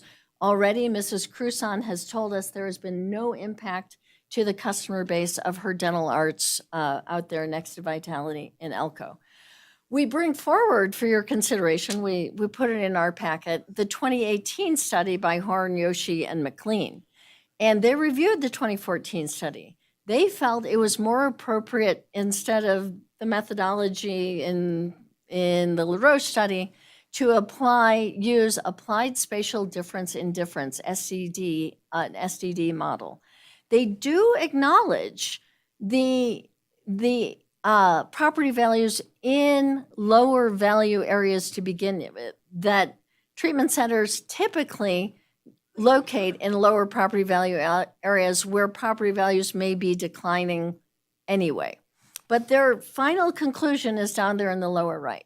When an SDD model is applied, we find no evidence that SUD, substance use disorder treatment centers, affect property values. And this study took in the entirety of Seattle. So that was their conclusion. Thank you, Heather. We're getting close here, folks. So let's talk about retaining property values, both for business and residents. There on the left is the women's residence out in Elko. Can you scoot up a little bit? Mrs. Cruson reported no negative impact to the dental office. Residentially, homes across this, there was a home across the street that did not sell in 2019 when it was listed for $210,000. It sold this year, after the women's residence was built and operating, for $290,000. Now, over here in Carson City, there is a residence on Beverly Drive, which is just to the east there of 900 East Long. It's that neighborhood.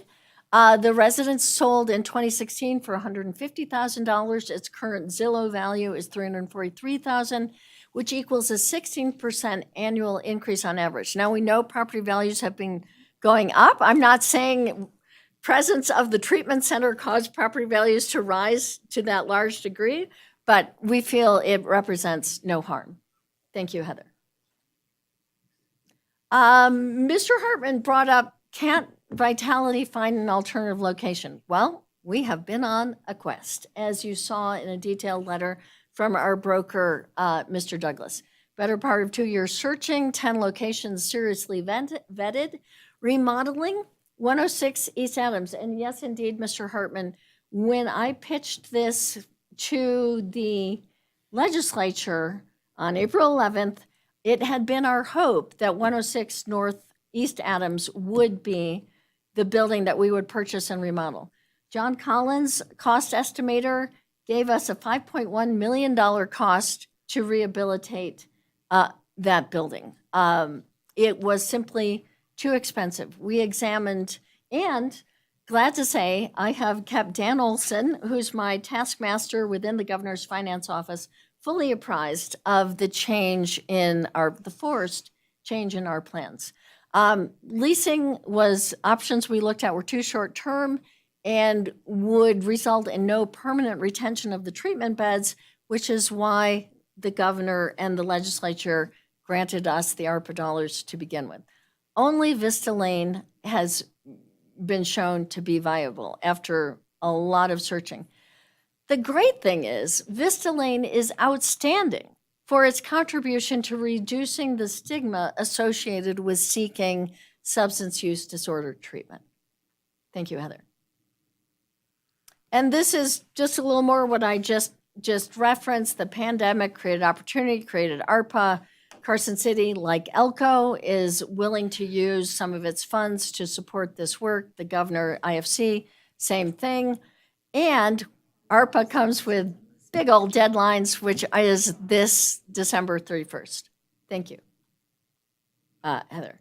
Now I am concluded, but I would like to invite to join me briefly Dr. Kent Gabriel, who is another aggrieved party, a participant in this, because he owns the property at 1625 Vista Lane.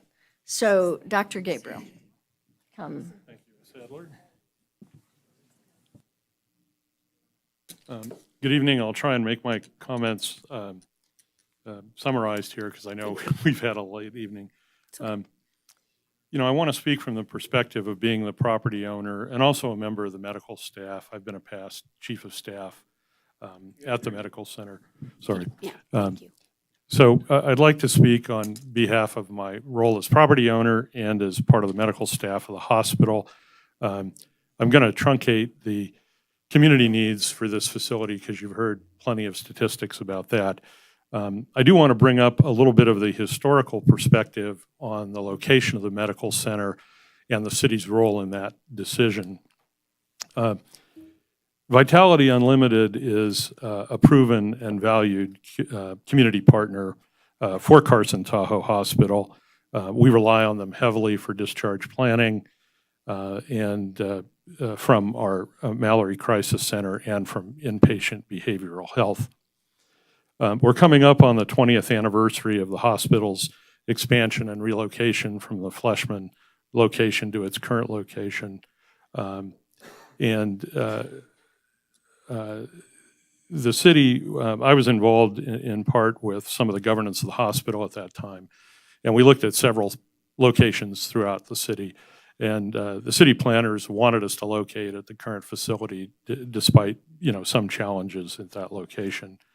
This history is relevant for two reasons. One, of course, the city planners wanted the medical center and its associated enterprises to be located here from the standpoint of development and long-term planning. The hospital and the medical center have been there now for approximately 20 years, long before the vast majority of the current residents in the neighboring Silver Oak development. Because the medical center predated them, those residents were essentially put on notice that they were moving or building next to an existing medical center. I asked the question, did residents who moved in proximity to the medical center truly believe that it would never grow or expand to meet the needs and community health needs that change in a community?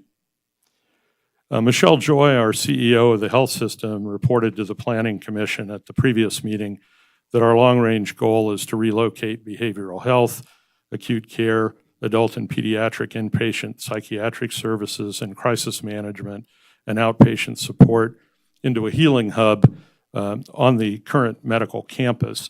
This would be adjacent to Sierra Surgery Hospital and essentially one street over from the Vista Lane subject property. We currently are treating acute substance abuse patients in our emergency room. More are going to come when we relocate and concentrate our facility on the medical campus. And that's going to happen whether Vitality is allowed to build adjacent to the campus or not. It makes much more sense, in my opinion, to allow Vitality to be on the health campus next to behavioral health. In conclusion, I'd like to ask you, Mayor, and the Board of Supervisors to consider, number one, that the proposed special use permit is an appropriate use of this property. Number two, this is the location the city and the city planners designated for the medical campus and its related enterprises. There's a significant upside for the community health needs for substance abuse treatment that's acute and currently unmet. Vitality is a synergistic and proven partner with Carson Tahoe Hospital. Future mental health facilities are planned adjacent to this area. And I think the Planning Commission has made reasonable efforts to mitigate residents' and tenants' concerns, and they've been stipulated by the Planning Commission. So, I would like to ask that that you uphold the findings of the Planning Commission and not allow an important community health initiative to be derailed. We desperately need these services, and you've heard the good record of Vitality. And thanks very much for the opportunity to speak. Does any members of the board have any questions? Supervisor Giomi. In your application, you mentioned that, I'm trying to find my notes, sorry. that people will stay for 30 days. And you also talk about operating detox and CPC services. So how do those kind of patients come and go? And obviously a CPC person is not staying for 30 days. Thank you, Dr. Gabriel. Do you want me to Thank- re-ask that? Thank you, Supervisor Jeremy. I'm asking Judith Rickestucki, who is Great. our Western Area Director, Vitality's Western Area Director, to come on up. And yes, once she joins, if you could, if you could restate the question, that would be great. Thank you. I'll wait till she sits. Hello, can you hear me okay now? A little better? I don't know. Let me see. I can hear you a little bit better. Yes. Is my So in the application, you indicated that people will be staying for 30 days. Or longer. 45, Or longer, yes, okay. But you also mentioned that you are going to operate detox and CPC services. And those clearly, particularly CPC services, are not 30 days. So how will the comings and goings of CPC patients be addressed or dealt with?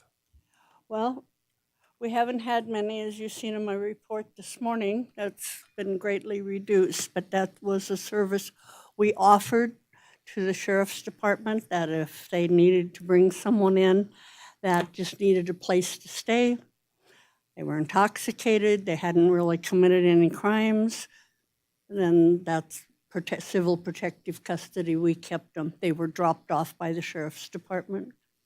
And then he made the decision of how they were to be released. Most of the time, they could be released on their own after they were totally sober, blew a negative BAC. So they didn't come back and pick them up. They could be released. We'd have someone come and get them, contact. Okay, so not all of the patients will be long-term or pre-screened then? No, we have some come in only for detox, 3 or 4 days. They choose not to stay. Again, we try to find placement to them. We always offer it to them, but the vast majority stay for about 45 days. Yeah. Okay, I just did not see that delineation made in the application Right. or that separated out where you indicated that Right. not everybody is involved in a full term. Not everybody that walks through our door is not there for that length of time, right? Okay, Just to add information, there were 4 CPC admits during the last 13 months, the most recent ones in January of this year. Pre-pandemic, as it has been reported to me, there was more CPC support to the sheriff's office, but post-pandemic, 4 in 13 months. right. I recall the numbers that really from shut over it the years. down. Can you put up the floor plan? Or the overhead or whatever you call it. Sorry to make you go all the way back. I thought it might be on a different, there it is. The design, and maybe you can't answer this, maybe your architect needs to answer this. You show 2 exits from the courtyard. Are those required? And will they be alarmed and monitored? Because those exits go directly, those exits go beyond the 8-foot fence. So is it a code requirement to have those? Can that area not be an area of refuge because it's not big enough? Or, because the code does allow for areas of refuge. I'm putting your new architect's license to the test. Yeah, Reese Williams, architect. Yes, because of the size of the space, I mean, you have to treat that space as though it's an indoor space, and it Okay. has to go to the right of way. So if you had, say, the entire occupancy load, congregating in that area, half of them could potentially go back into the building. The other half would have to go the other way. That's how the code's written, is you would split them. So in this case, we provided 2 doors that would be on a delayed egress system. So if those doors did open, Right. it's actually locked for a temporary moment Yeah. until somebody from the staff would say, like, is that a runner or not, or is that? But then if the fire alarm were to get triggered, then it would open. Right. You know, if there understand. was, Yeah. yeah, you know. I know how that works. You know but how yeah. that works. Okay. Emergency. Thank you. Yep. Judith, you also mentioned that in the application that post-treatment, the patients will be doing follow-up care that is off-site. Is that really off-site? Is some of it there? Where is that Well, happening? they would be doing it at our facility on Long Street, different facility. It's 119 East Long Street, Okay. across from Fish. We have a building there, or we refer them to our facility out at Dayton, and also one in Reno, depending on Where they're from? which way. So a lot of people work in Reno. It's easier for them to go there and then can drive home. So there's lots of different options for them. If they're going back up to Alco, because we've swapped beds to accommodate everybody, then they were followed in our Alco facility. Okay, give me 1 second. I want to just make sure that was all the questions I had from what I reviewed. Yeah, I think I'm good. Thank you. Does any other member have a question of Vitality? No? Okay, thank you so very much. We are going to take a brief recess so we can use facilities as necessary, and then I'll ask for staff and Mr. Reese to come back up, and we'll try to get this concluded. So we're in recess. We'll try for 5 minutes.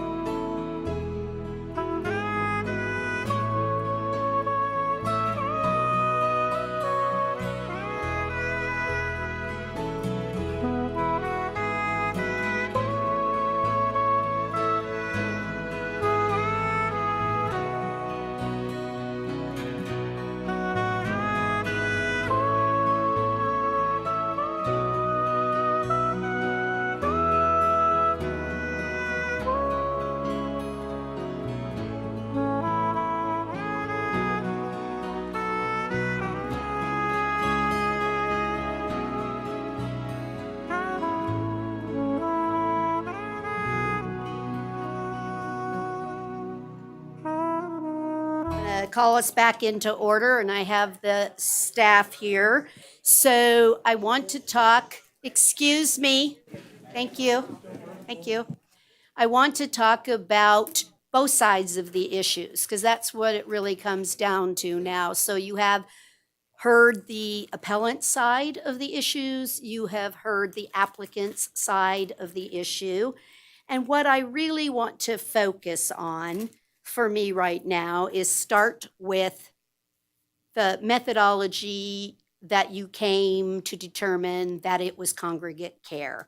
Because the biggest, for me, complaint or issue is that you have misclassified it, that the Planning Commission erred because they accepted staff erroneously on that it is congregate care. So, Ms. Sullivan, would you like to address that, please?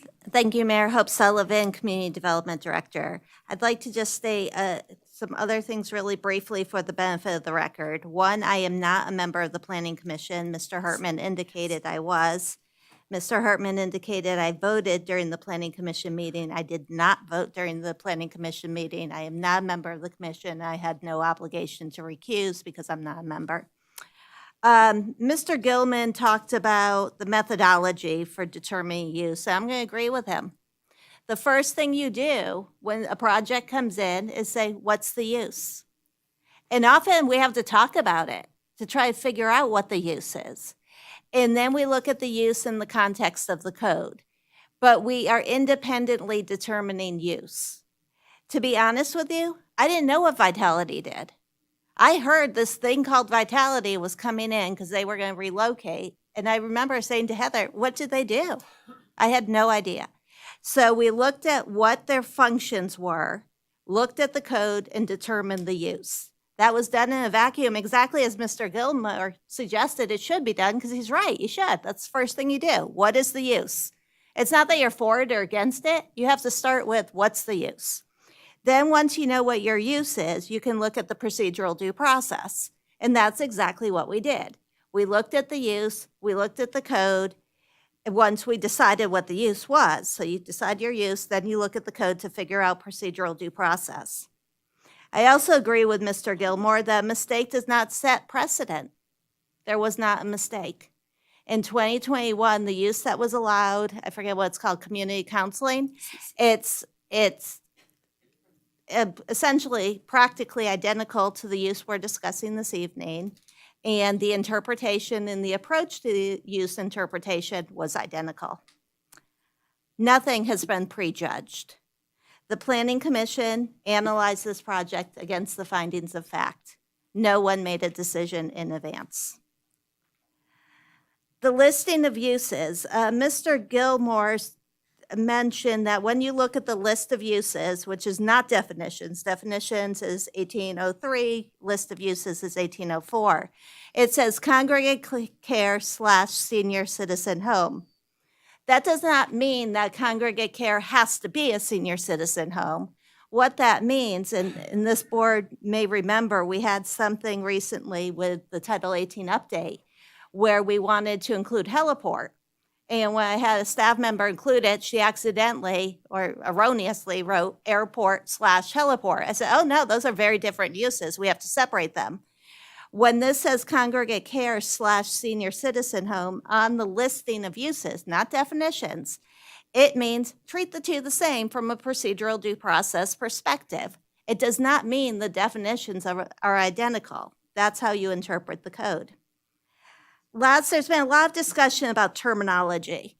And when you're looking at land development, and I say this a lot, you have different disciplines looking at the land development. So you have the building official. He's working out of the building code. You have the fire marshal. He's working out of the fire code. You have environmental health. They're working out of Title or NRS or NAC 444. Different people look at different things, and we can all look at that same thing, that same widget, and we have a different word for it because our code has a different word for it. But it's okay that your code has a different word because you're working within the context of your code. So when I call something a widget, that doesn't mean every single code that may apply to that widget is going to call it a widget. It may call it something else. In Title 18, We call it congregate care. I think that's the correct interpretation. And that interpretation was made consistent with 1804-025, which is determination of uses. And that interpretation was made in isolation of any procedural due process. Thank you for that. Mr. Reese, you wrote a memo for us that walked through the conditions for approval, and if you could, well, what I want to talk about really, so that I have a clear understanding, because one of the appellants purported that Vitality Center had a duty to say that they did not provide harm, that all of the duty was on them in their application to present that they met all the findings, that there are 7 findings, it's 100% their job. And so one of my questions to you is, an applicant presents their findings based on their understanding of whether or not they're harming a property value or the mitigations that are necessary for their facility.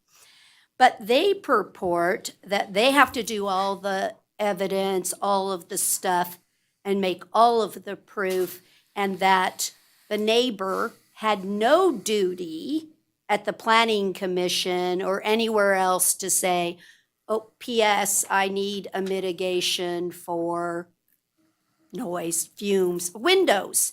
Let me use that one. When I read all through this and listened to the entire planning commission meeting, the appellant, one of them, said, my patients will be looking through the window. And so Vitality Center said, okay, we'll redesign and we'll move the windows up or put shades or whatever.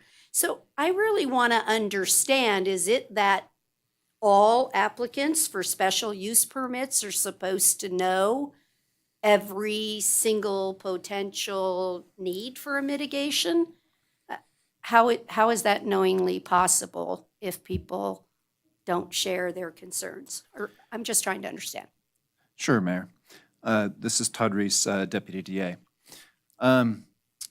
The special use CCMC 1802.080, which pertains to special use permits, requires the applicant to submit certain information supporting their special use permit.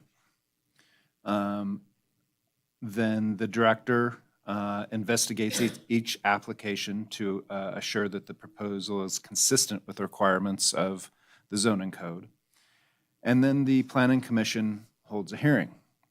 When the planning commission holds a hearing, subsection 5 says, findings from a preponderance of the evidence must indicate that the proposed use will, and then there's the laundry list of findings.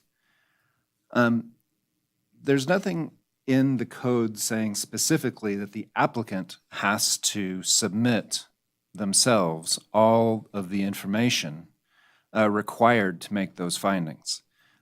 What the code does say is that the planning commission must, from a preponderance of the evidence presented to it, make those findings. So the preponderance of the evidence or the evidence before the planning commission could come from a variety of sources. It could come from neighbors. It can come from the applicant. It could come from the city or city staff. In this particular case, there was a variety of evidence presented to the planning commission from which it made its decision. Did I answer your question, Mayor? Yeah, it helps because, again, I want everyone to realize we really do read every single word that's put in and all of the discussion that came. And one of the appellants really did indicate that it was the applicant's job to mitigate everything and that no person that appealed needed to say on the record or anything at the planning commission that they had an issue that needed to be mitigated. I guess that's what I drew from that comment, is that they didn't submit the evidence that they were mitigating the concerns. And so I look at it as the hearing of the planning commission that's listening to both sides of it, the issue, and then determining the mitigation via conditions of approval. And that included the planning commission adding to the conditions of approval to mitigate concerns that they felt were valid, that they heard from the parties that testified. Am I paraphrasing that correctly? I believe so, Mayor. You're correct that it would be difficult for the Planning Commission to guess, or the applicant to guess at a mitigation when the need for the mitigation hasn't been raised. That's part of the point of the Planning Commission's consideration, is to consider community input and whether mitigations are needed. If I may, more broadly speaking to the evidence, though, this board is is sitting in a quasi judicial manner. The board is also the Board of Supervisors. As with any meeting that the Board of Supervisors has, the Board of Supervisors is required to permit public comment at the beginning of the meeting and at the end of the meeting. This board has also elected to permit public comment to be submitted to it, written public comment to be submitted to it for its consideration at the meetings. That is evidence that the board can consider. Further, the appeal statute in this case, CCMC 18.02 or 02.060, also references evidence being submitted on appeal. The code subsection 5 of that section permits the appellants to submit evidence with their appeal that relates to the issues that were raised at the Planning Commission. Ultimately, in subsections 6 and subsection 7 of the code, it's up to the board to determine whether the evidence submitted and whether the issues raised present really new issues that should be sent back to the Planning Commission, or whether these are whether the evidence presented relates to the issues that were before the Planning Commission. And in that case, the board can consider that additional evidence. With your permission, Mayor, may I briefly touch on the interpretation of the municipal code? Yes. The use districts provide, in large part, what are permitted uses in the use districts. There are a few use districts that aren't at issue here that prohibit things, but generally, or expressly prohibit things, but generally the use districts say what is permitted. And generally that's guidance to the landowners as to what they can develop on a specifically zoned piece of property. The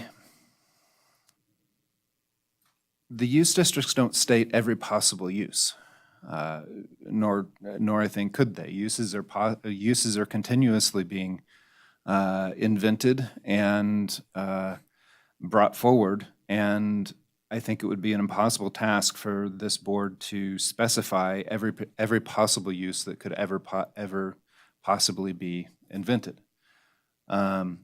That's why CCMC 18.04.025 exists for the director of community development to take into consideration new possible uses and really look, as she stated, independently at all possible uses and say, where does this fit?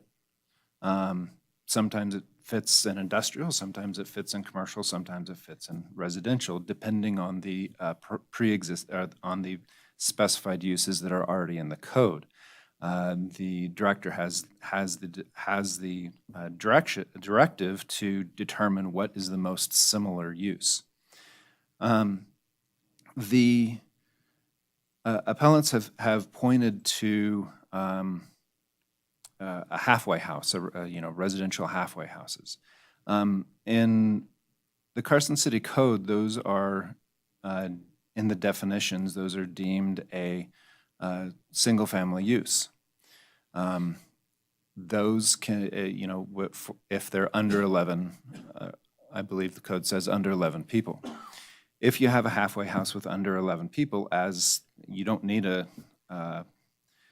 conditional use permit, you can simply use your single-family residence as a halfway house. The code, the municipal code does not address what, where a halfway house should go if it's going to house more than 10 people. The code also does not address the use that's before you. And in this case, the director did, independently of anything else, look at the uses that were available in the code and decide that congregate care was the most similar use to what's being proposed.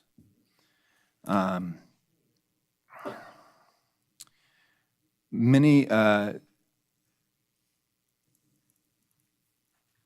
of the concerns, many of the issues raised on appeal appear to stem from possible issues with crime, with drug use, other things like that at this facility. As to evidence that was presented before the board or before the Planning Commission, the sheriff did come and testify before the Planning Commission, and he stated,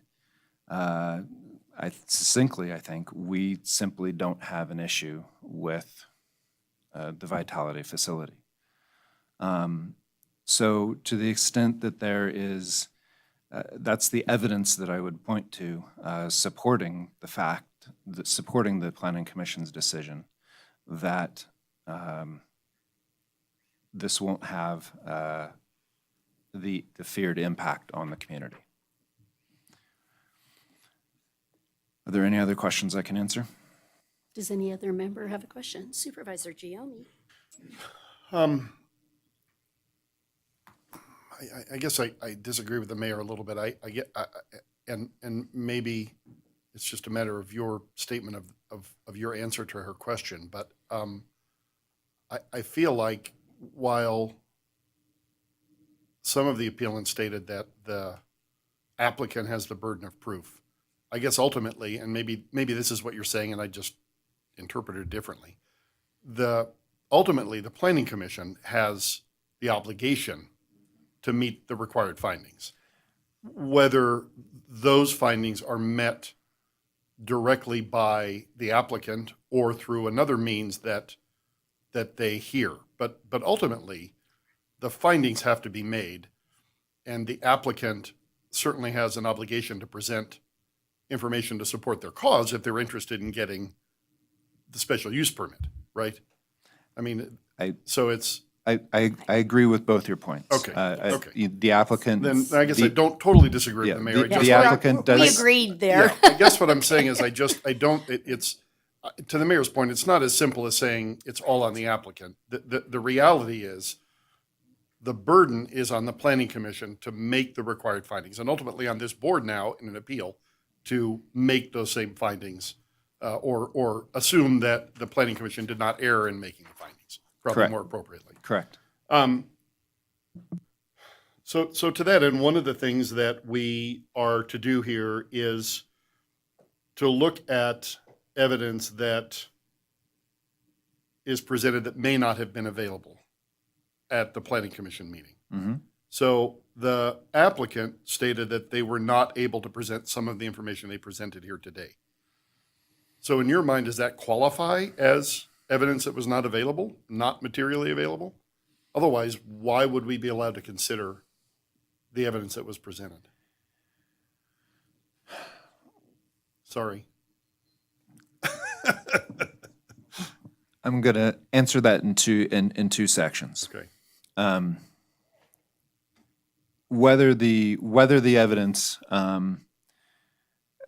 what the determination of materiality is your determination. In my view, I do not believe that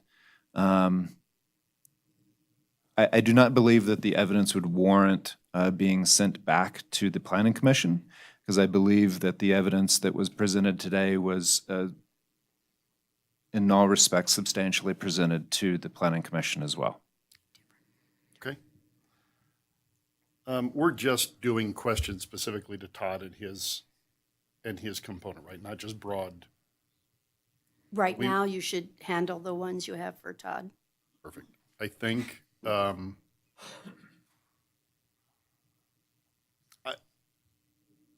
is congregate care defined in the code specifically? Can you read that to me again, please, that definition? I knew you had it up there, if you could just.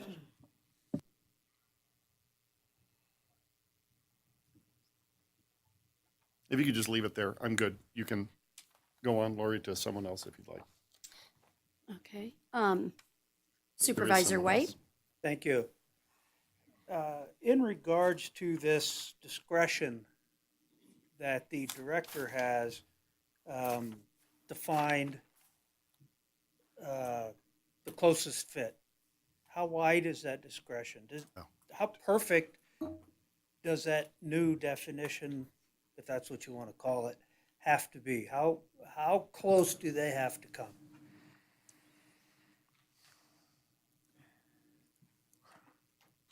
That's a great question, Supervisor White. The code, section 1804.025 doesn't place limits really on the director's discretion. It says in the director's discretion, what is the most similar use? The limits on the director's discretion would be the Planning Commission hearing and your review of that decision. And whether you felt that the decision was an abuse of the director's discretion and the Planning Commission's discretion in agreeing with the director or not.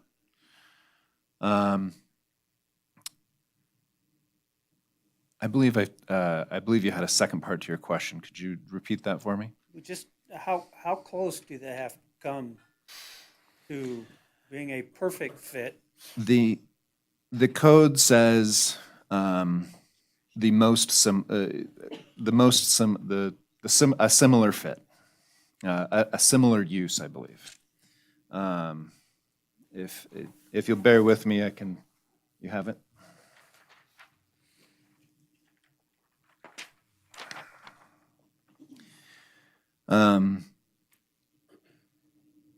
The code says here that the director shall review and make a determination on all requests for each use not listed under permitted accessory and conditional uses in each land use district in compliance with the purpose statement in each land use district. So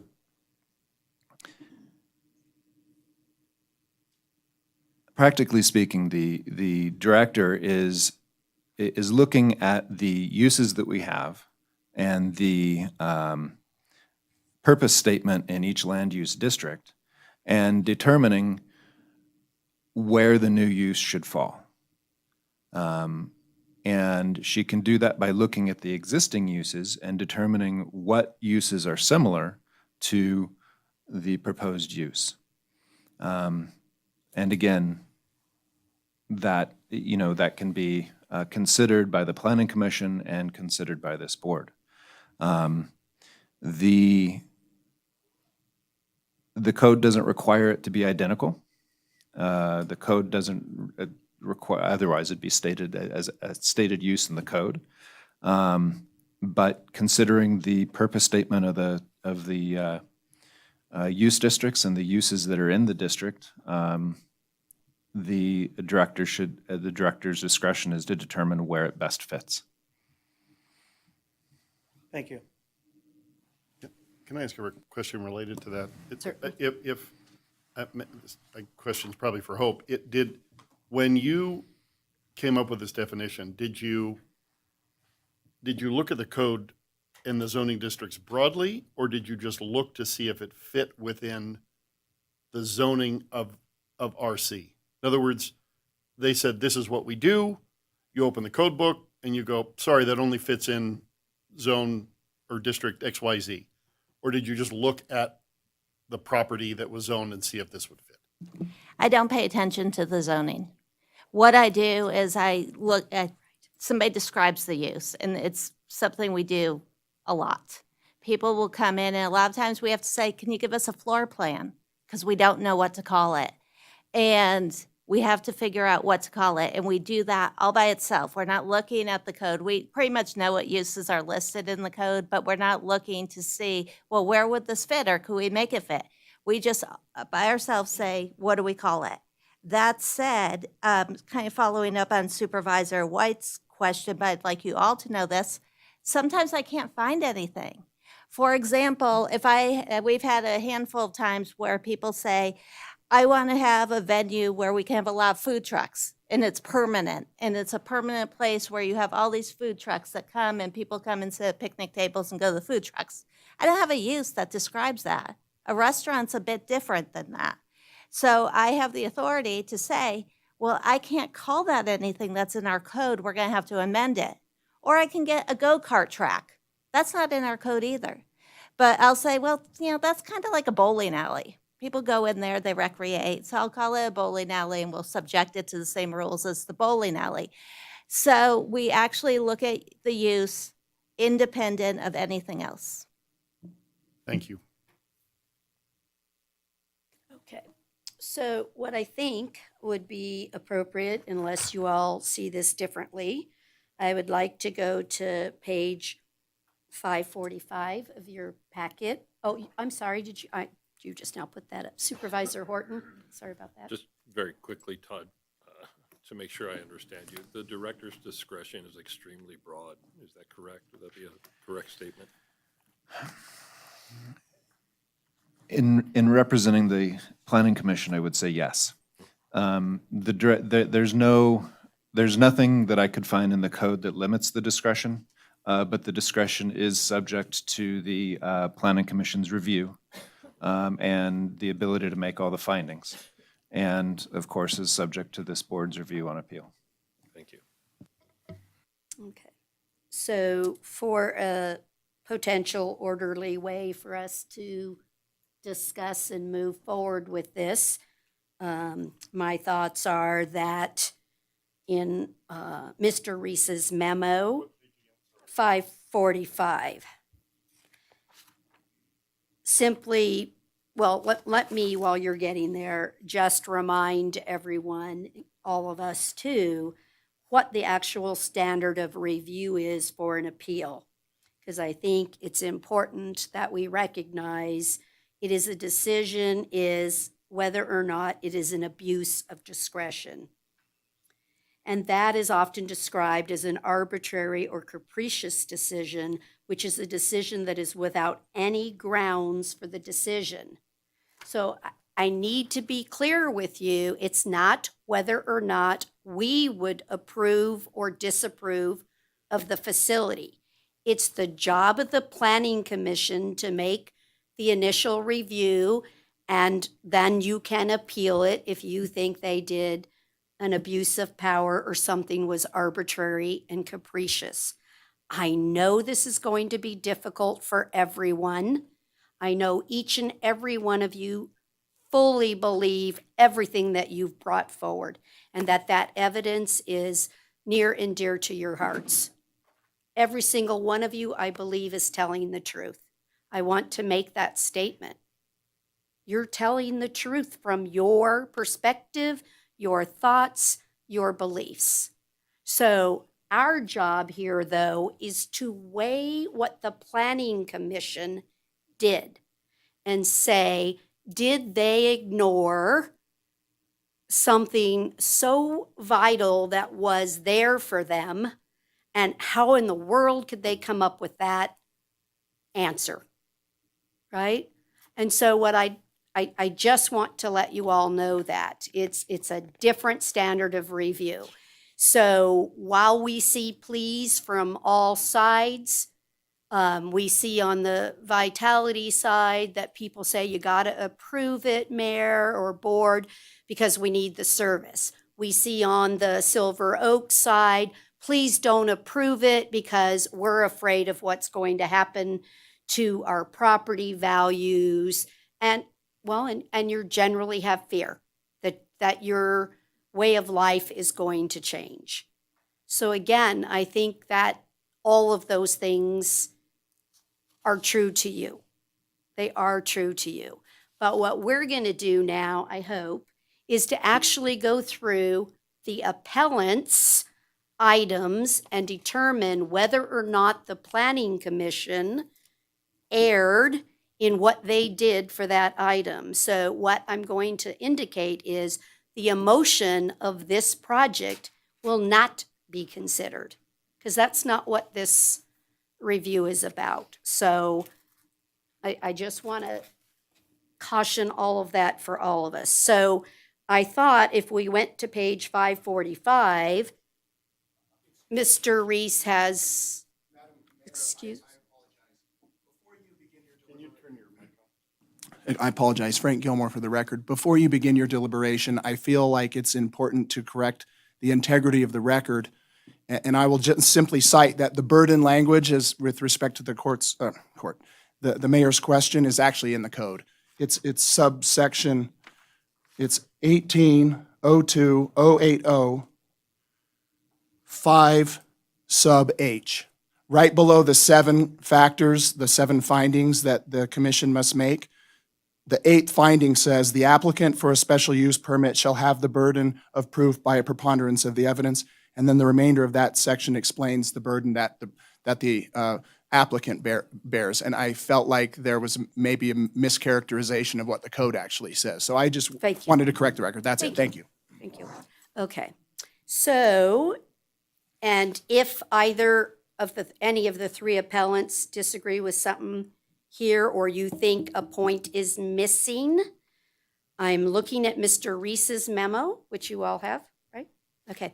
He laid out in his memo the argument, and that listed now you're combined, right? I just want to make sure everybody's in agreement with where I'm going, because I don't want a record problem later. So I'm not going to just address each individual appeal. I'm going to go straight to each element that has all the appeals. If that works for everyone, I think that it will provide us an opportunity. So the first overarching argument was the Planning Commission properly found finding 5 was met. Many of the appellants said that finding 5 was not met because it's the definition of the congregate care facility. So I would like to start, if I can, with us. Do you believe that the Planning Commission appropriately weighed the evidence of a congregate care on what was presented to them? Do you agree that the Planning Commission used what was presented to them and came to a proper decision? I guess that's really the crux of the matter there. So we'll start with congregate care. Anybody want to go first? Well, in listening and watching the Planning Commission meeting and hearing what the residents had to say, what community development had to say, the back and forth, and there were questions and concerns, and I felt that the findings were met. I felt that the decision was appropriate, and I think Hope really explained it well again tonight, how she came to that conclusion in terms of calling it that. Anybody else want to go next on the definition? So Supervisor White, are you comfortable with how the Planning Commission I dealt feel with like, that issue? based on all of the conversation tonight, all of the conversation that took place during the Planning Commission meeting, reviewing all of the materials, I do not believe the director nor the Planning Commission abused their discretion in regards to the definition and the use of congregate care. I'm in agreement with Supervisor White's statement. Okay. And I'll just weigh in. I think it was a difficult decision that the director had to make because, as was stated on the record by both people, it's definitely not a recovery house. This is not a recovery house. It does not look like a recovery house. And ultimately, she relied on the definition, which is in our own code, which this body passed, and it feels to me like it's most appropriately classified there. Okay. And so for the record, I'm going to agree with that. So the Planning Commission did not err in the definition being utilized as congregate care. Therefore, the facility can be located there by the first definition of getting to ground one. It's only ground level one. So the next item is the Planning Commission finding 2 was the next concern. Will not be detrimental to the use, peaceful enjoyment, economic value, or development of surrounding properties or the general neighborhood, and is compatible with and preserves the character and integrity of adjacent development and neighborhoods. I'll take a shot at that one first, and then you guys can weigh in. And I will be very honest with everyone. I personally, for me, this finding is the most difficult, right? Because it's what I said earlier tonight, or just a few moments ago. That's a different answer for everyone, right? What's peaceful enjoyment of my home? So for me, is that being able to go out in my backyard and just relax and visit with my neighbors? The answers is different for everyone. But the Planning Commission, who hears lots and lots of special use permit applications, they're looking, in my mind, for the totality of the project and how it will impact a neighborhood in its totality. And so it may mean that you don't like it and it means I'm not going to enjoy my home anymore, but evidence has to be presented that shows the preponderance of that neighborhood is going to be harmed because the facility goes there. When I listened to the Planning Commission and everything tonight, one of the things that was relied on for evidence was the current facility at 900 East Long Street. That is direct evidence in my mind of what you can expect from a Vitality operated facility. I think the Planning Commission even went so far as to add a condition of approval that said it could not be transferred from Vitality because they wanted to ensure that you had an operator that the community could trust, would do what they are supposed to do. So I looked at that as evidence, as what did the Planning Commission utilize to be able to make the finding, and was that a reasonable answer? One, it's not based on conjecture, what my thoughts are, my feelings, none of that. There's nothing emotional about the hard fact that they currently operate a facility. And that there was testimony from the sheriff that indicated it was not of concern.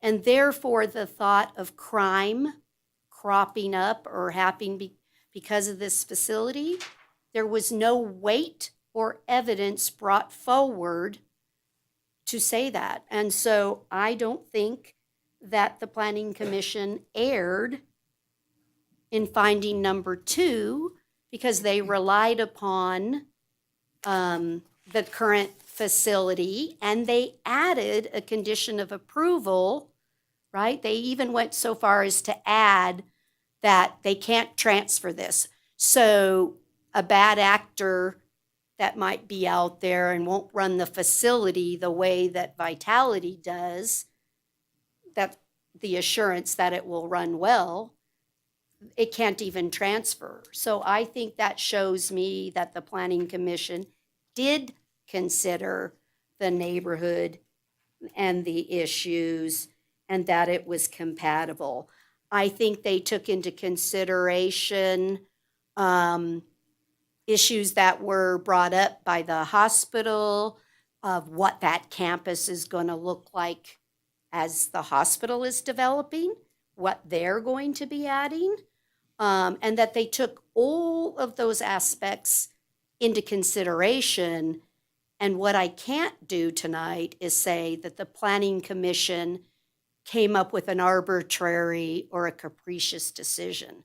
I think they weighed that evidence that they had, and so I can't find that they made an error in judgment on that. So, And Madam Mayor, if I could Yes. just jump in, Adam Tully, Deputy District Attorney, just to make sure we're framing that in terms that are good and useful for appeal.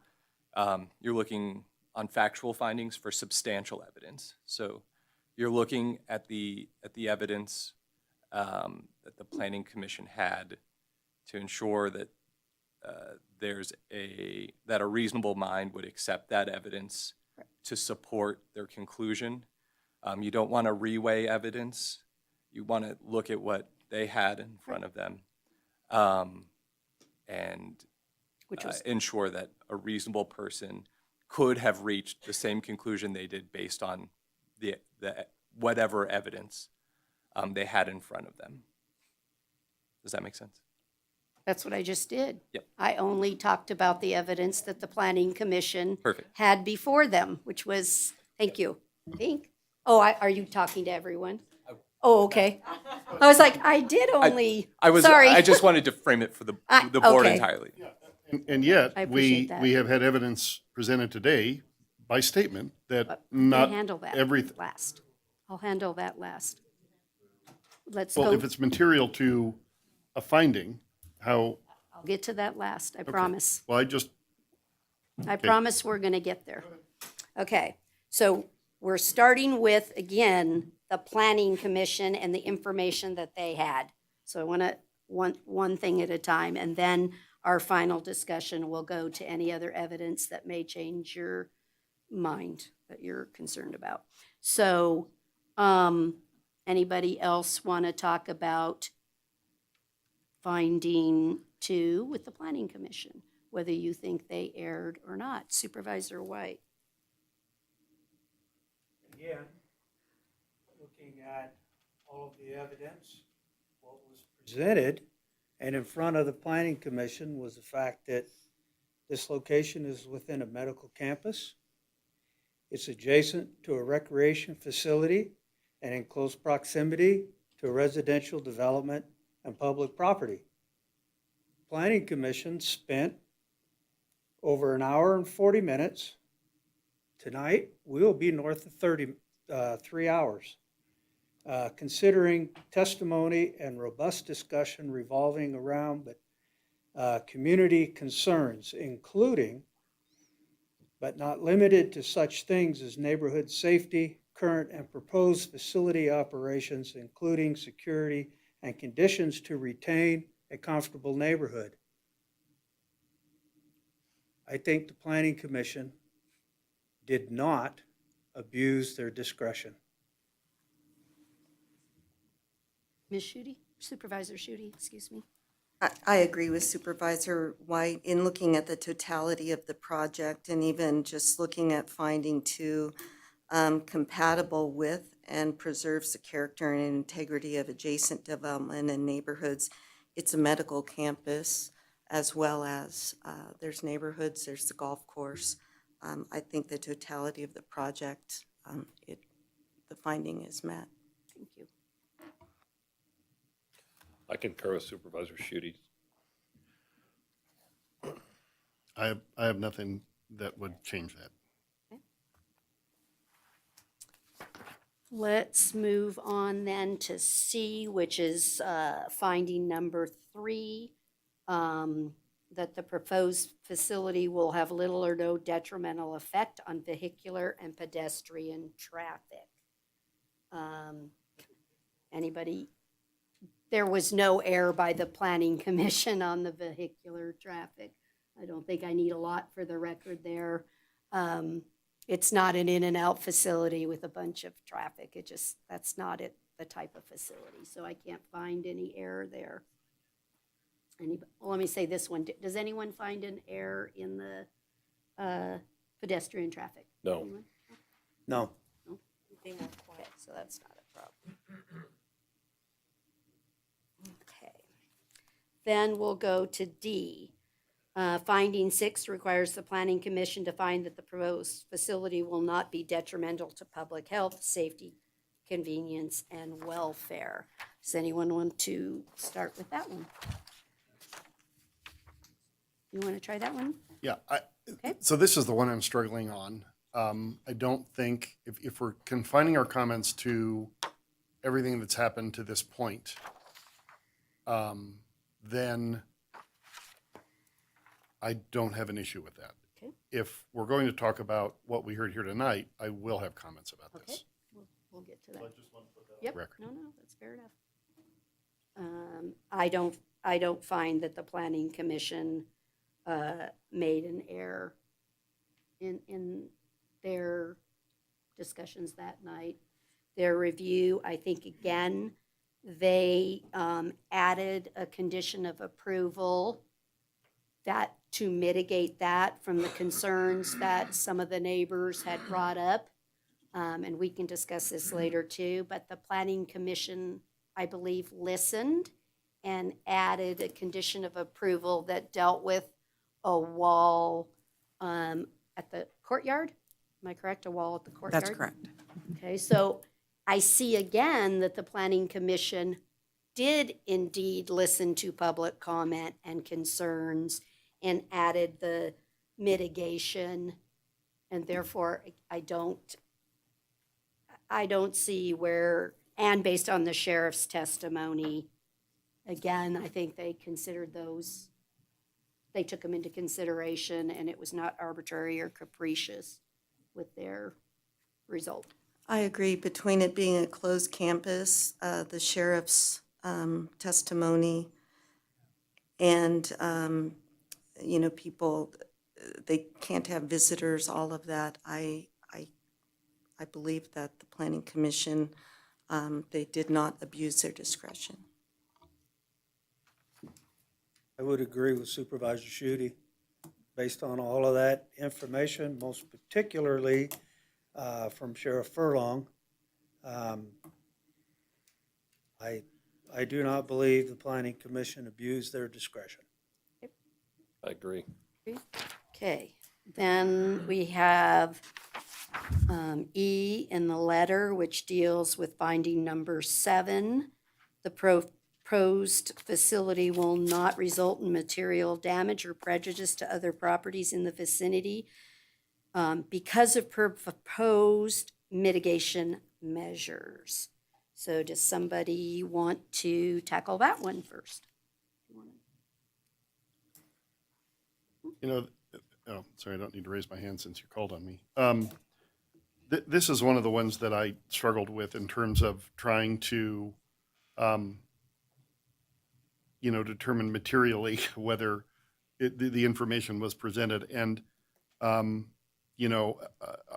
don't think, again, my comment is based on what I heard here tonight, but I don't think, considering the I did a little research on my own and discovered, because one of the contentions made is that disclosures are absolutely necessary related to this. And I found through consultation, the Nevada Law and Reference Guide, which is the real estate division's guide for real estate agents, and specifically talking about required disclosures. And it says a common question among licensees is, should they disclose a group home in a neighborhood? Disclosure depends on whether the individuals in the group home are of a fair housing protected class, as defined by the Fair Housing Act. If they are, and they have a disability, then the home is a protected class and should not be disclosed. Various protected group homes not to be disclosed include homes for recovering drug and alcohol users, those with mental illnesses, physical disabilities. It goes on. It says disclosures made in these cases are illegal. So that tipped me in the direction that 7 is, I mean, people aren't going to know what it is. There's no labeling, and disclosures are not required, and in fact are illegal. I'm gonna go with, first of all, I think that, that a realtor presented evidence that she believed she would have to do a disclosure. That was done during the Planning Commission's meeting, and therefore they considered that a disclosure would be made. I think the Planning Commission went above the other way and didn't even go with, I think they're a protected class because they're considered disabled, if you're that, right? But I'm going to go with what I said earlier. I believe that the person that said that she would have to disclose, I believe she read her own codes, her own ethics, and made that decision, whether or not, right? And even may have had someone else look at it with her. It's okay. The Planning Commission had that evidence that disclosure may happen on future residential sales.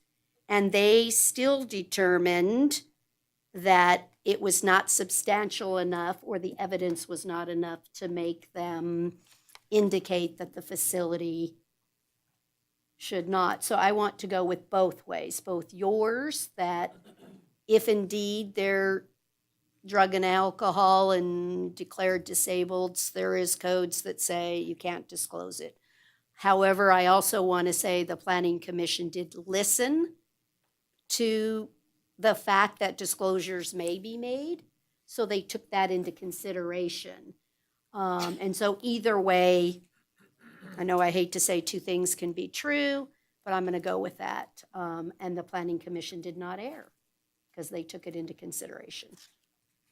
Well, I tend to agree with that, and as I mentioned earlier, the Planning Commission spent a good deal of time in robust discussion about what is detrimental to neighboring properties, and I believe that goes a little bit to a discretion area, because I can tell you my mindset, the way I want to live, I would not live across the street from a city park or a school. That makes those properties unsellable, at least a certain type of customer. So I think we have the same thing here. Perhaps there will be some people that won't purchase a property that is in this particular situation. But I don't think you can say the entire market is affected detrimentally. And again, the Planning Commission spent a good deal of time discussing this. I do not believe they abused their discretion. I agree. No abuse. I agree. Okay, So we've gone through what happened at the Planning Commission. So now I would like to open it up. Was there any additional information that was supplied tonight that the Planning Commission did not have that makes you think that, I guess it would have turned out differently, maybe? Is there anything significant that you thought was presented in evidence this evening? Supervisor Giomi. So for me, the question was asked tonight in response to the applicant's rebuttal to the appealants that people here are screened for entry, are screened for violence, domestic abuse, but in subtle sort of, or I don't want to say buried because that implies it was done maliciously, but within the application, I picked up on the language that said they will continue to accept detox and CPC patients. And I'm not sure the Planning Commission fully had that evidence or fully understood that. I think that that changes the potential to make finding number 6, because those are patients who are not screened, who are not there for 30 to 45 days. They are there for 12 hours. They are there for 24 hours. They don't come by appointment. And I believe that that is something that the Planning Commission should have considered, that I didn't find or hear was discussed at any length at, or discussed at all at the Planning Commission, and only sort of tangentially mentioned in the application. And was not raised on appeal. So I have a question on that one, Supervisor Giomi.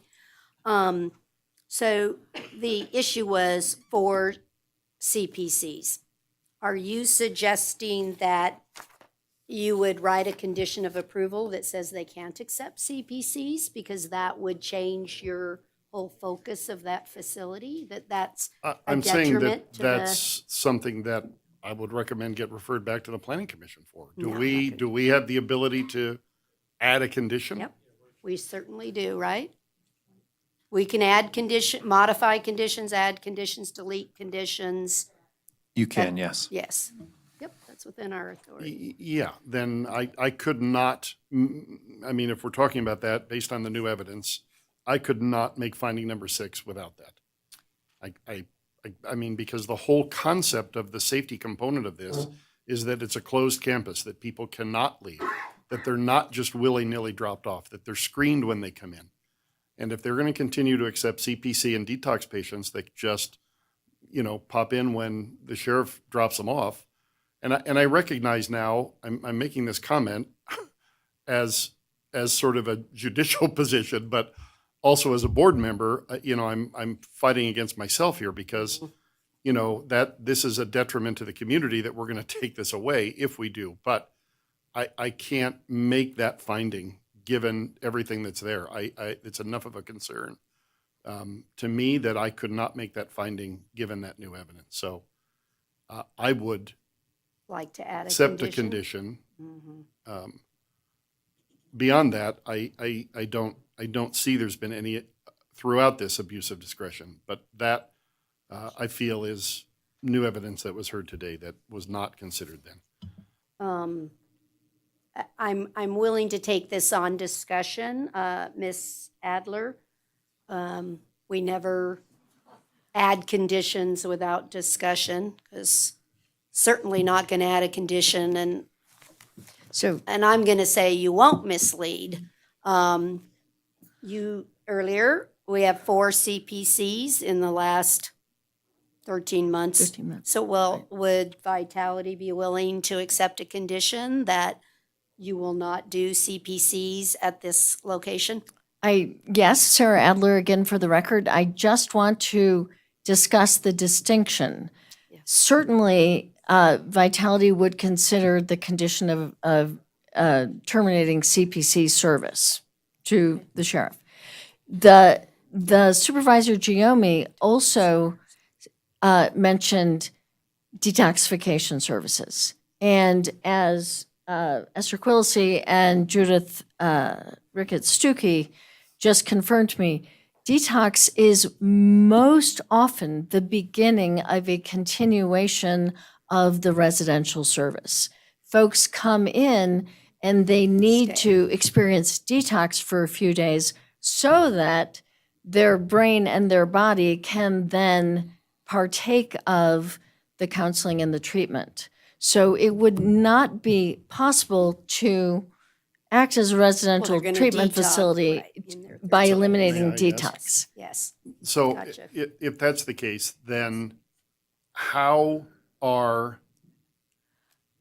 can you say on the one hand that they're 30 to 45 days and you're screening them, and on the other hand saying that they have to detox before you admit So, them? I mean, And let me I'm- ask confirmation, are detoxification clients screened before admitted?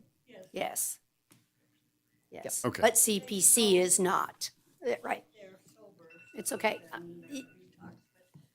You can't testify have to from come there, up here. Esther. I'm so sorry. But the answer to that is yes, they are They're s- screened before they They're are gone through admitted. the regular process. You're just admitting them into two different, first they're detoxing and then doing your 30-day, which is really why there's 45 days. Okay. Anyway, I think I just want to make sure. they're You'll have still to come commenting. You up. have to I'm come so up and Why talk. don't sorry. you come forward, Esther? Yeah, you cannot, yeah, sorry. You have to come up.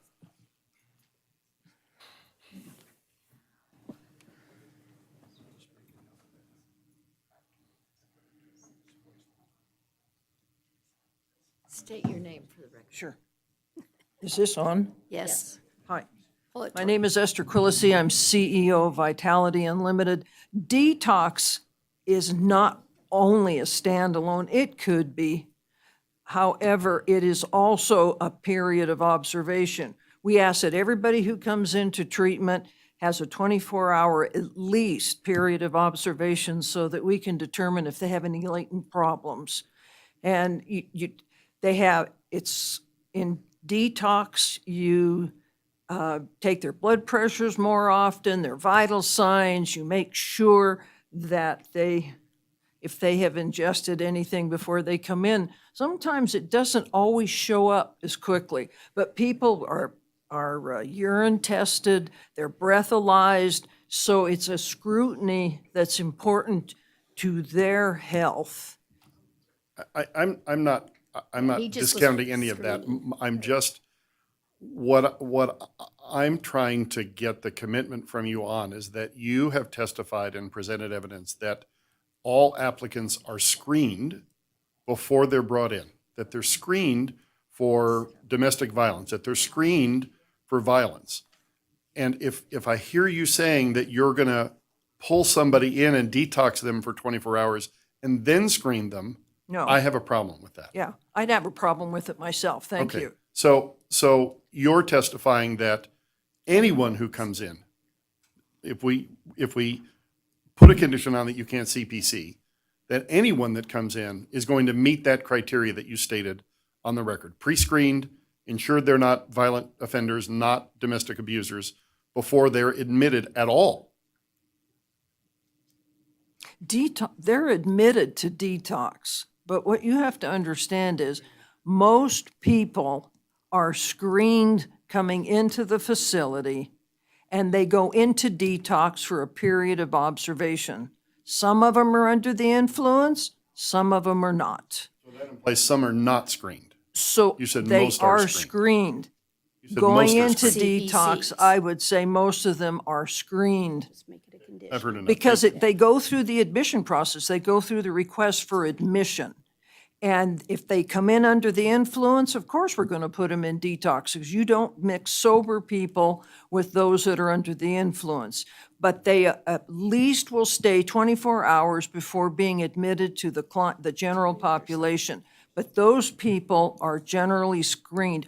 We are so busy, Supervisor, that we just can't take all the people. You're thinking you're going to get a lot of people coming in for detox? I don't think so. And besides that, our beds are so structured that we may not have room for that person in detox because we have all these people that are coming in that are already pre-screened. So the CPCs are the ones that, sorry, Sheriff, who's probably over there glaring, like, what are you doing? But that one, maybe I can ask a question of the sheriff, sorry. But because it's a screening issue that we're trying to get to, Kenny, come on. It's only for you on the CPC issue because that's who brings the client. Does he screen them for the background check first? Okay. Well, it's just simply before you take a CPC to them, do you run the backgrounds to make sure they're not sex offenders, other things? I or can't say you- that. I can't say that with an absolute truth. No. No, you don't know. Okay, No, I can't say that we run all of those people okay. that are CPC'd. Right, that's all. We're just looking to determine whether we need a condition to exclude CPCs. And so I want, if you cannot tell us that you screen them for the issues of concern here, then we'll have For a to typical, consider a condition for a to, typical civil protective custody intake, no, we would not run a complete thank criminal you. history. thank you. That's what we're after. So I think what's important is we make a distinction between a CPC and a detox. Right. Because with the detox, they have been screened, but we could have the condition. There is a Well, it would- distinct difference, and I might ask the folks from Vitality to clarify it.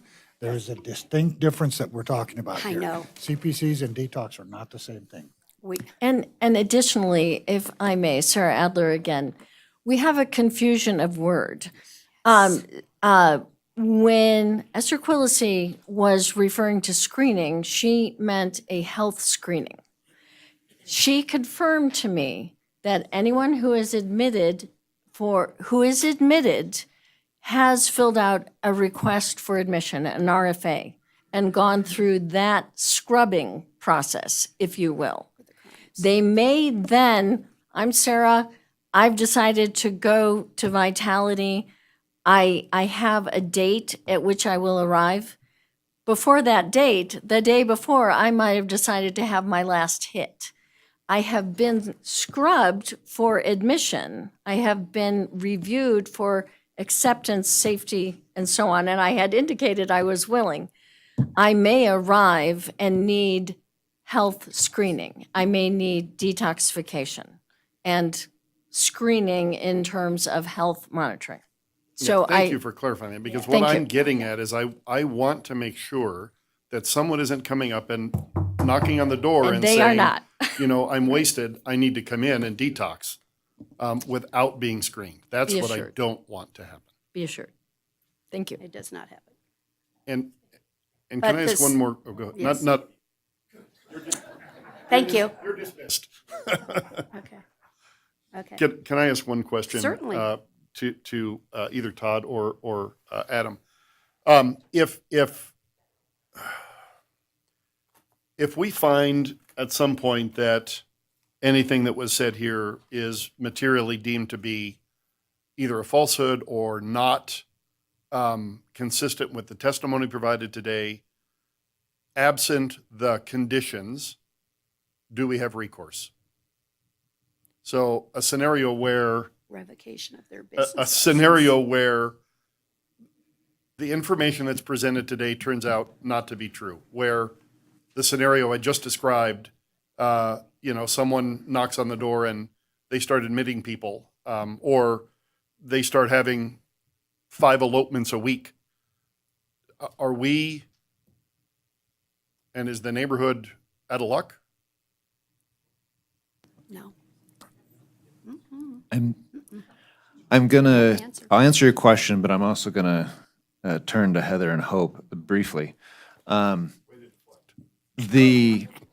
My understanding with condition, or with special use permits is that if you violate the conditions associated with special use permits, that the community development or code enforcement or the city, depending on how it comes in, can start proceedings to revoke the special use permit. But it has to be one of the conditions of approval. Or does it have to? I should phrase it differently. Does it have to be one of the? I'm going to say generally, specific to an SUP, it would need to be a condition of approval or some violation of something associated with the granting of the SUP. I'll jump in real quick here. I'm looking at CCMC 18.02.090 for revocation or reexamination of variance or special use permit. And one of the grounds for a hearing on revocation or reexamination of a special use permit is any misrepresentation made in the application for a variance or special use permit. And so this, not failure to comply with the conditions, but a misrepresentation in the application materials. so all of this would be Right. part and parcel of the application process. Yeah, maybe you could quibble about whether this constitutes an application, but I think the better view would be that it's cumulatively an application. Okay. Madam Chair, if I may. We've done it I would before. suggest on page 481 are the conditions of approval. And I'll give you a minute to get to 481. We could add.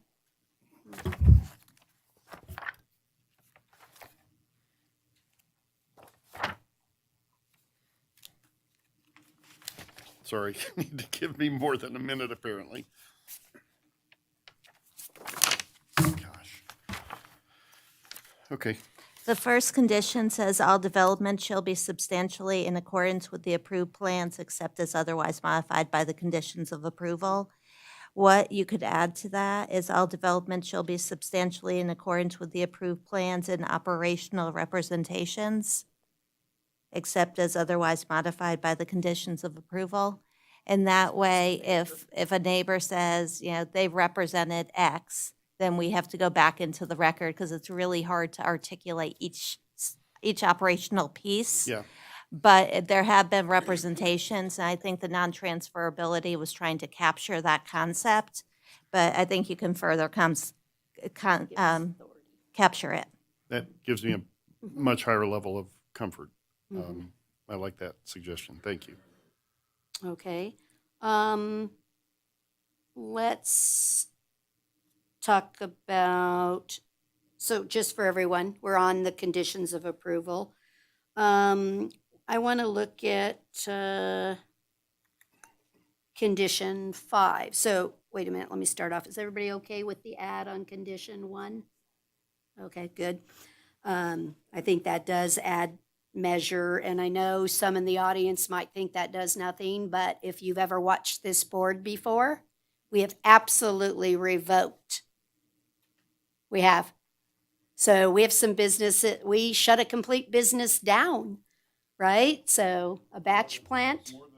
Yep, a batch plant, Frontier Motel. So we're not afraid to liquor store, grocery store. I mean, if you don't do what you commit to do, and I am positive there's 70 of you or so that will be monitoring the activities of this facility to be reporting them if they do something wrong as the watchdogs. But we do revoke. We do. If they don't do what they say, we do revoke. So I like that add in 1 to give us a fuller measure of protection for the neighborhood. Condition 5, talk to me a little bit about this one. I think this one's worded a little, is there some better wording or what do you guys think? I'm not understanding that. So Can they ask for a zoning change on someone else's property? I think this one No, they're needs some asking help. for a variance. They're going to No, have to seek a variance. I got two methods going here. First and foremost, I think this isn't written correctly because one of the things says they can ask for it to be rezoned, which they can't do. They don't have rights to the golf course parcel. Heather Ferris for the record. Okay. I'm like, Um, give me some other idea for So five. the portion about the zoning of the golf course doesn't direct them to ask for a zoning map amendment. But it does indicate that if the zoning was changed, then the variance would not be required. That being said, for clarity, we could modify the condition to read the applicant shall comply with the rear setback requirements or apply for and obtain approval of a variance for the rear setback. Okay, there you go. Now we're on it. Does that work? Because they're not going to get a rezoning in 30 days of a golf course. Okay. Why would you even have to put a condition that says they have to follow the law? Why would that even have to be conditioned? Strike five. Because as completely. currently designed, it is 15 feet from the rear property Then they- line. It's then- required They're to gonna be move it. 30 feet. Then they don't get a permit. Why would we condition something to say you have to follow the law? They I can don't either, understand that. they can either obtain a variance Or move it. or move it. Right, but I'm saying it, why does it even need to be in here? Because of the way that it's currently designed. If But I the can design add to does that. not, the design does not represent a building permit. Agreed, and the benefit of having this in here is you have discretionary review and ministerial. The special use permit's a discretionary review, the building permit's a ministerial review. So when they come in for that ministerial review, typically, and it's a little bit of a bookkeeping thing, the assistant planner who does ministerial reviews will go through the conditions of approval to make sure they're all met. This is just to give them an extra flag and also to make sure the property owner and the developer and the applicant are all very clear that this issue is out there. So you're exactly right. It could be silent and we'd be in the same place.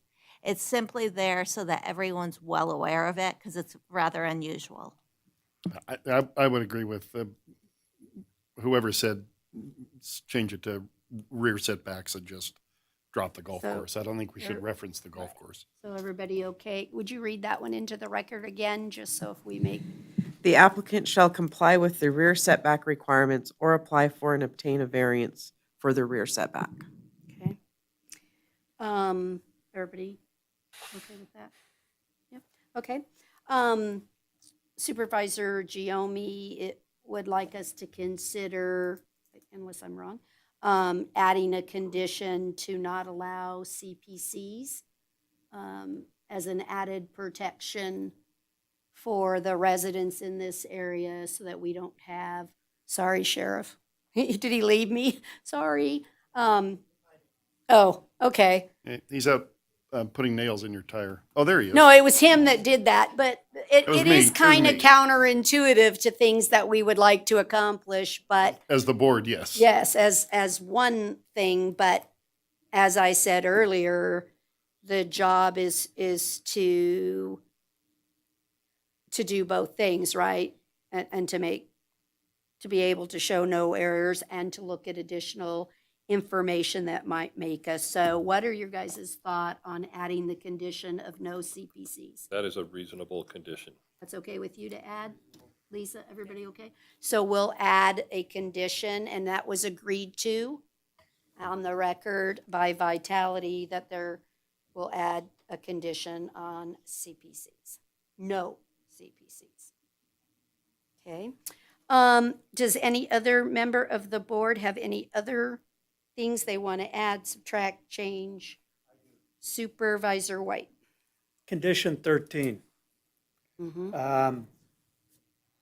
There was quite a lot of discussion about what this visual opaque business might be about, and I really believe, looking at that neighborhood, that an 8-foot fence would indeed intrude on the character of this neighborhood and become a beacon of disdain, making the facility not invisible, as the intent of this 8-foot wall was explained. I think we should modify condition 13 to state that the opaque materials will consist primarily of the naturally occurring native dirt and vegetation in this location today. Repeat that? And Vitality will not allow this feature to fall into disrepair. So the eight feet could remain, but it needs to be covered in this natural vegetation and dirt that occurs now. You know, there is a vacant lot there on the end of that street along with this lot. I think that sagebrush and the nature of those two empty lots does indeed fit the character of this neighborhood and should be retained. Okay, I rarely do something. I rarely do something, but it is your neighborhood. Would you put the picture back up, please? Because I Can I think that will Can I help all of clarify? us. Can I, Yes, can I? so that we're Supervise, looking can at it. Are you suggesting that it be an 8-foot dirt berm? I guess I don't know what you're suggesting. What I'm imagining, Trying to look at it. but not directing, is you would have this retaining wall that faces the courtyard. But to the south, to the neighborhood, you would have a rampart, if you would, Where, of this dirt and sagebrush. So that it's just not an 8-foot tall fence. It's not in that neighborhood. Madam Mayor, if I can just also clarify, is the idea you want the vegetation on the outside of the wall? So that softens the appearance of the wall? Yes. So when you look, you'll see a wall, and if there's a dirt berm there with the wall, that's okay? Yes, So it could be a combination of native vegetation and berming to soften the exterior appearance of the wall? yes. But the And, wall Okay. and to the remains- question about an 8-foot berm, what I said was to consist primarily of. So Sure. not necessarily all the way, whatever the designer can make work in that particular situation, with whatever room they have on whatever setbacks they acquire. I'm still trying, so let's look at the picture. And so one, we're talking about just the courtyard, correct? Are we all, I just want Yeah. to make sure we're all, The only place the fence is going to exist, can we clarify that, is the Yes. courtyard, correct? Correct. all right. So start with, we want it walled. Everybody wants the courtyard walled. Yes. The residents Sure. want the wall, I thought. Okay, so I said I rarely do this, but you, the residents, wanted the wall. That was acceptable at the planning commission, so we're not gonna eliminate the wall. You're suggesting that you want additional opportunities outside of the wall, that they're looking at something besides the wall? Yes, You're saying disguise the wall with landscaping and an earthen berm. Okay. Okay. Is that So- disguise the wall is kind of a good? So what we could do on 13 is add a sentence that says landscaping and berming shall be utilized on the exterior of the wall to soften the appearance of the wall, unless you're trying to shield the appearance of the wall. I'm trying to shield the Okay, appearance of the wall. then to obscure the appearance, the visibility of the wall. I mean, I know this is not our issue, but now, I mean, they may not be able to accomplish that. Yeah, that, I mean, Why because they don't have enough room. They can't put dirt on the golf course. They don't have the rights to berm it on the golf course side.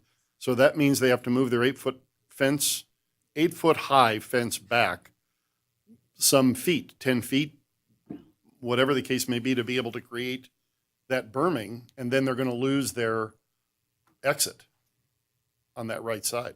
so. I don't know how we'd enforce that I or how they just could don't do think it. we can enforce it, but I think that what, I see people sitting out there, the objective is for you to make the appearance of that courtyard as conducive for the neighborhood as you can. That's what we're after. Make it a right? really pretty broken face block wall with a ribbon in Do it. something, and I think the condition should stay as is. Make it look good. Because I just don't think we can nail down the condition to hold them accountable to, but to recognize that when they're looking across the way at the courtyard, I don't know that I find an 8-foot fence offensive, but if you can do something to fit in the neighborhood, okay, great. I'm like, wow, because I want to be good to the neighbors, and I want it to be just what we said. When you're looking at the building, you don't even know what it is. Madam Mayor and Supervisors, Supervisor White, I would suggest that to the end of condition number 13, we could add either a semicolon or a period and another sentence that says, the wall shall be screened by appropriate or compatible vegetation and other natural elements. Leave it with that. Is that acceptable? I'd be good with that. That's acceptable to you? What? Yeah. Yes, my architect That's the- asks You where. got hope, sorry. Are you Sure, willing- Hope's great. gonna do it, okay. Yeah. Screened by compatible. Can you say it again? Yeah, on the Did you say record. compatible? Sorry, say it one more time. Vegetation and natural, compatible vegetation and natural elements. Thank you. And if we can just add to the satisfaction of the community development director so that we know who's enforcing it. Aren't all conditions subject to your continued? Yeah, you do that Approval? anyway, right? That they've met it? It doesn't hurt to add it, does it? Okay, yeah, we clarified 5, we'll clarify 13. You might make you put a little more trees in, whatever. Okay, is that all of them? Anybody have anything else up? I do. Sure, Mr. I want to Horton. hear more about the wall from the architect, if that's who's designing it. I want to know what it's made of, what it's going to look like, at least some kind of verbal concept.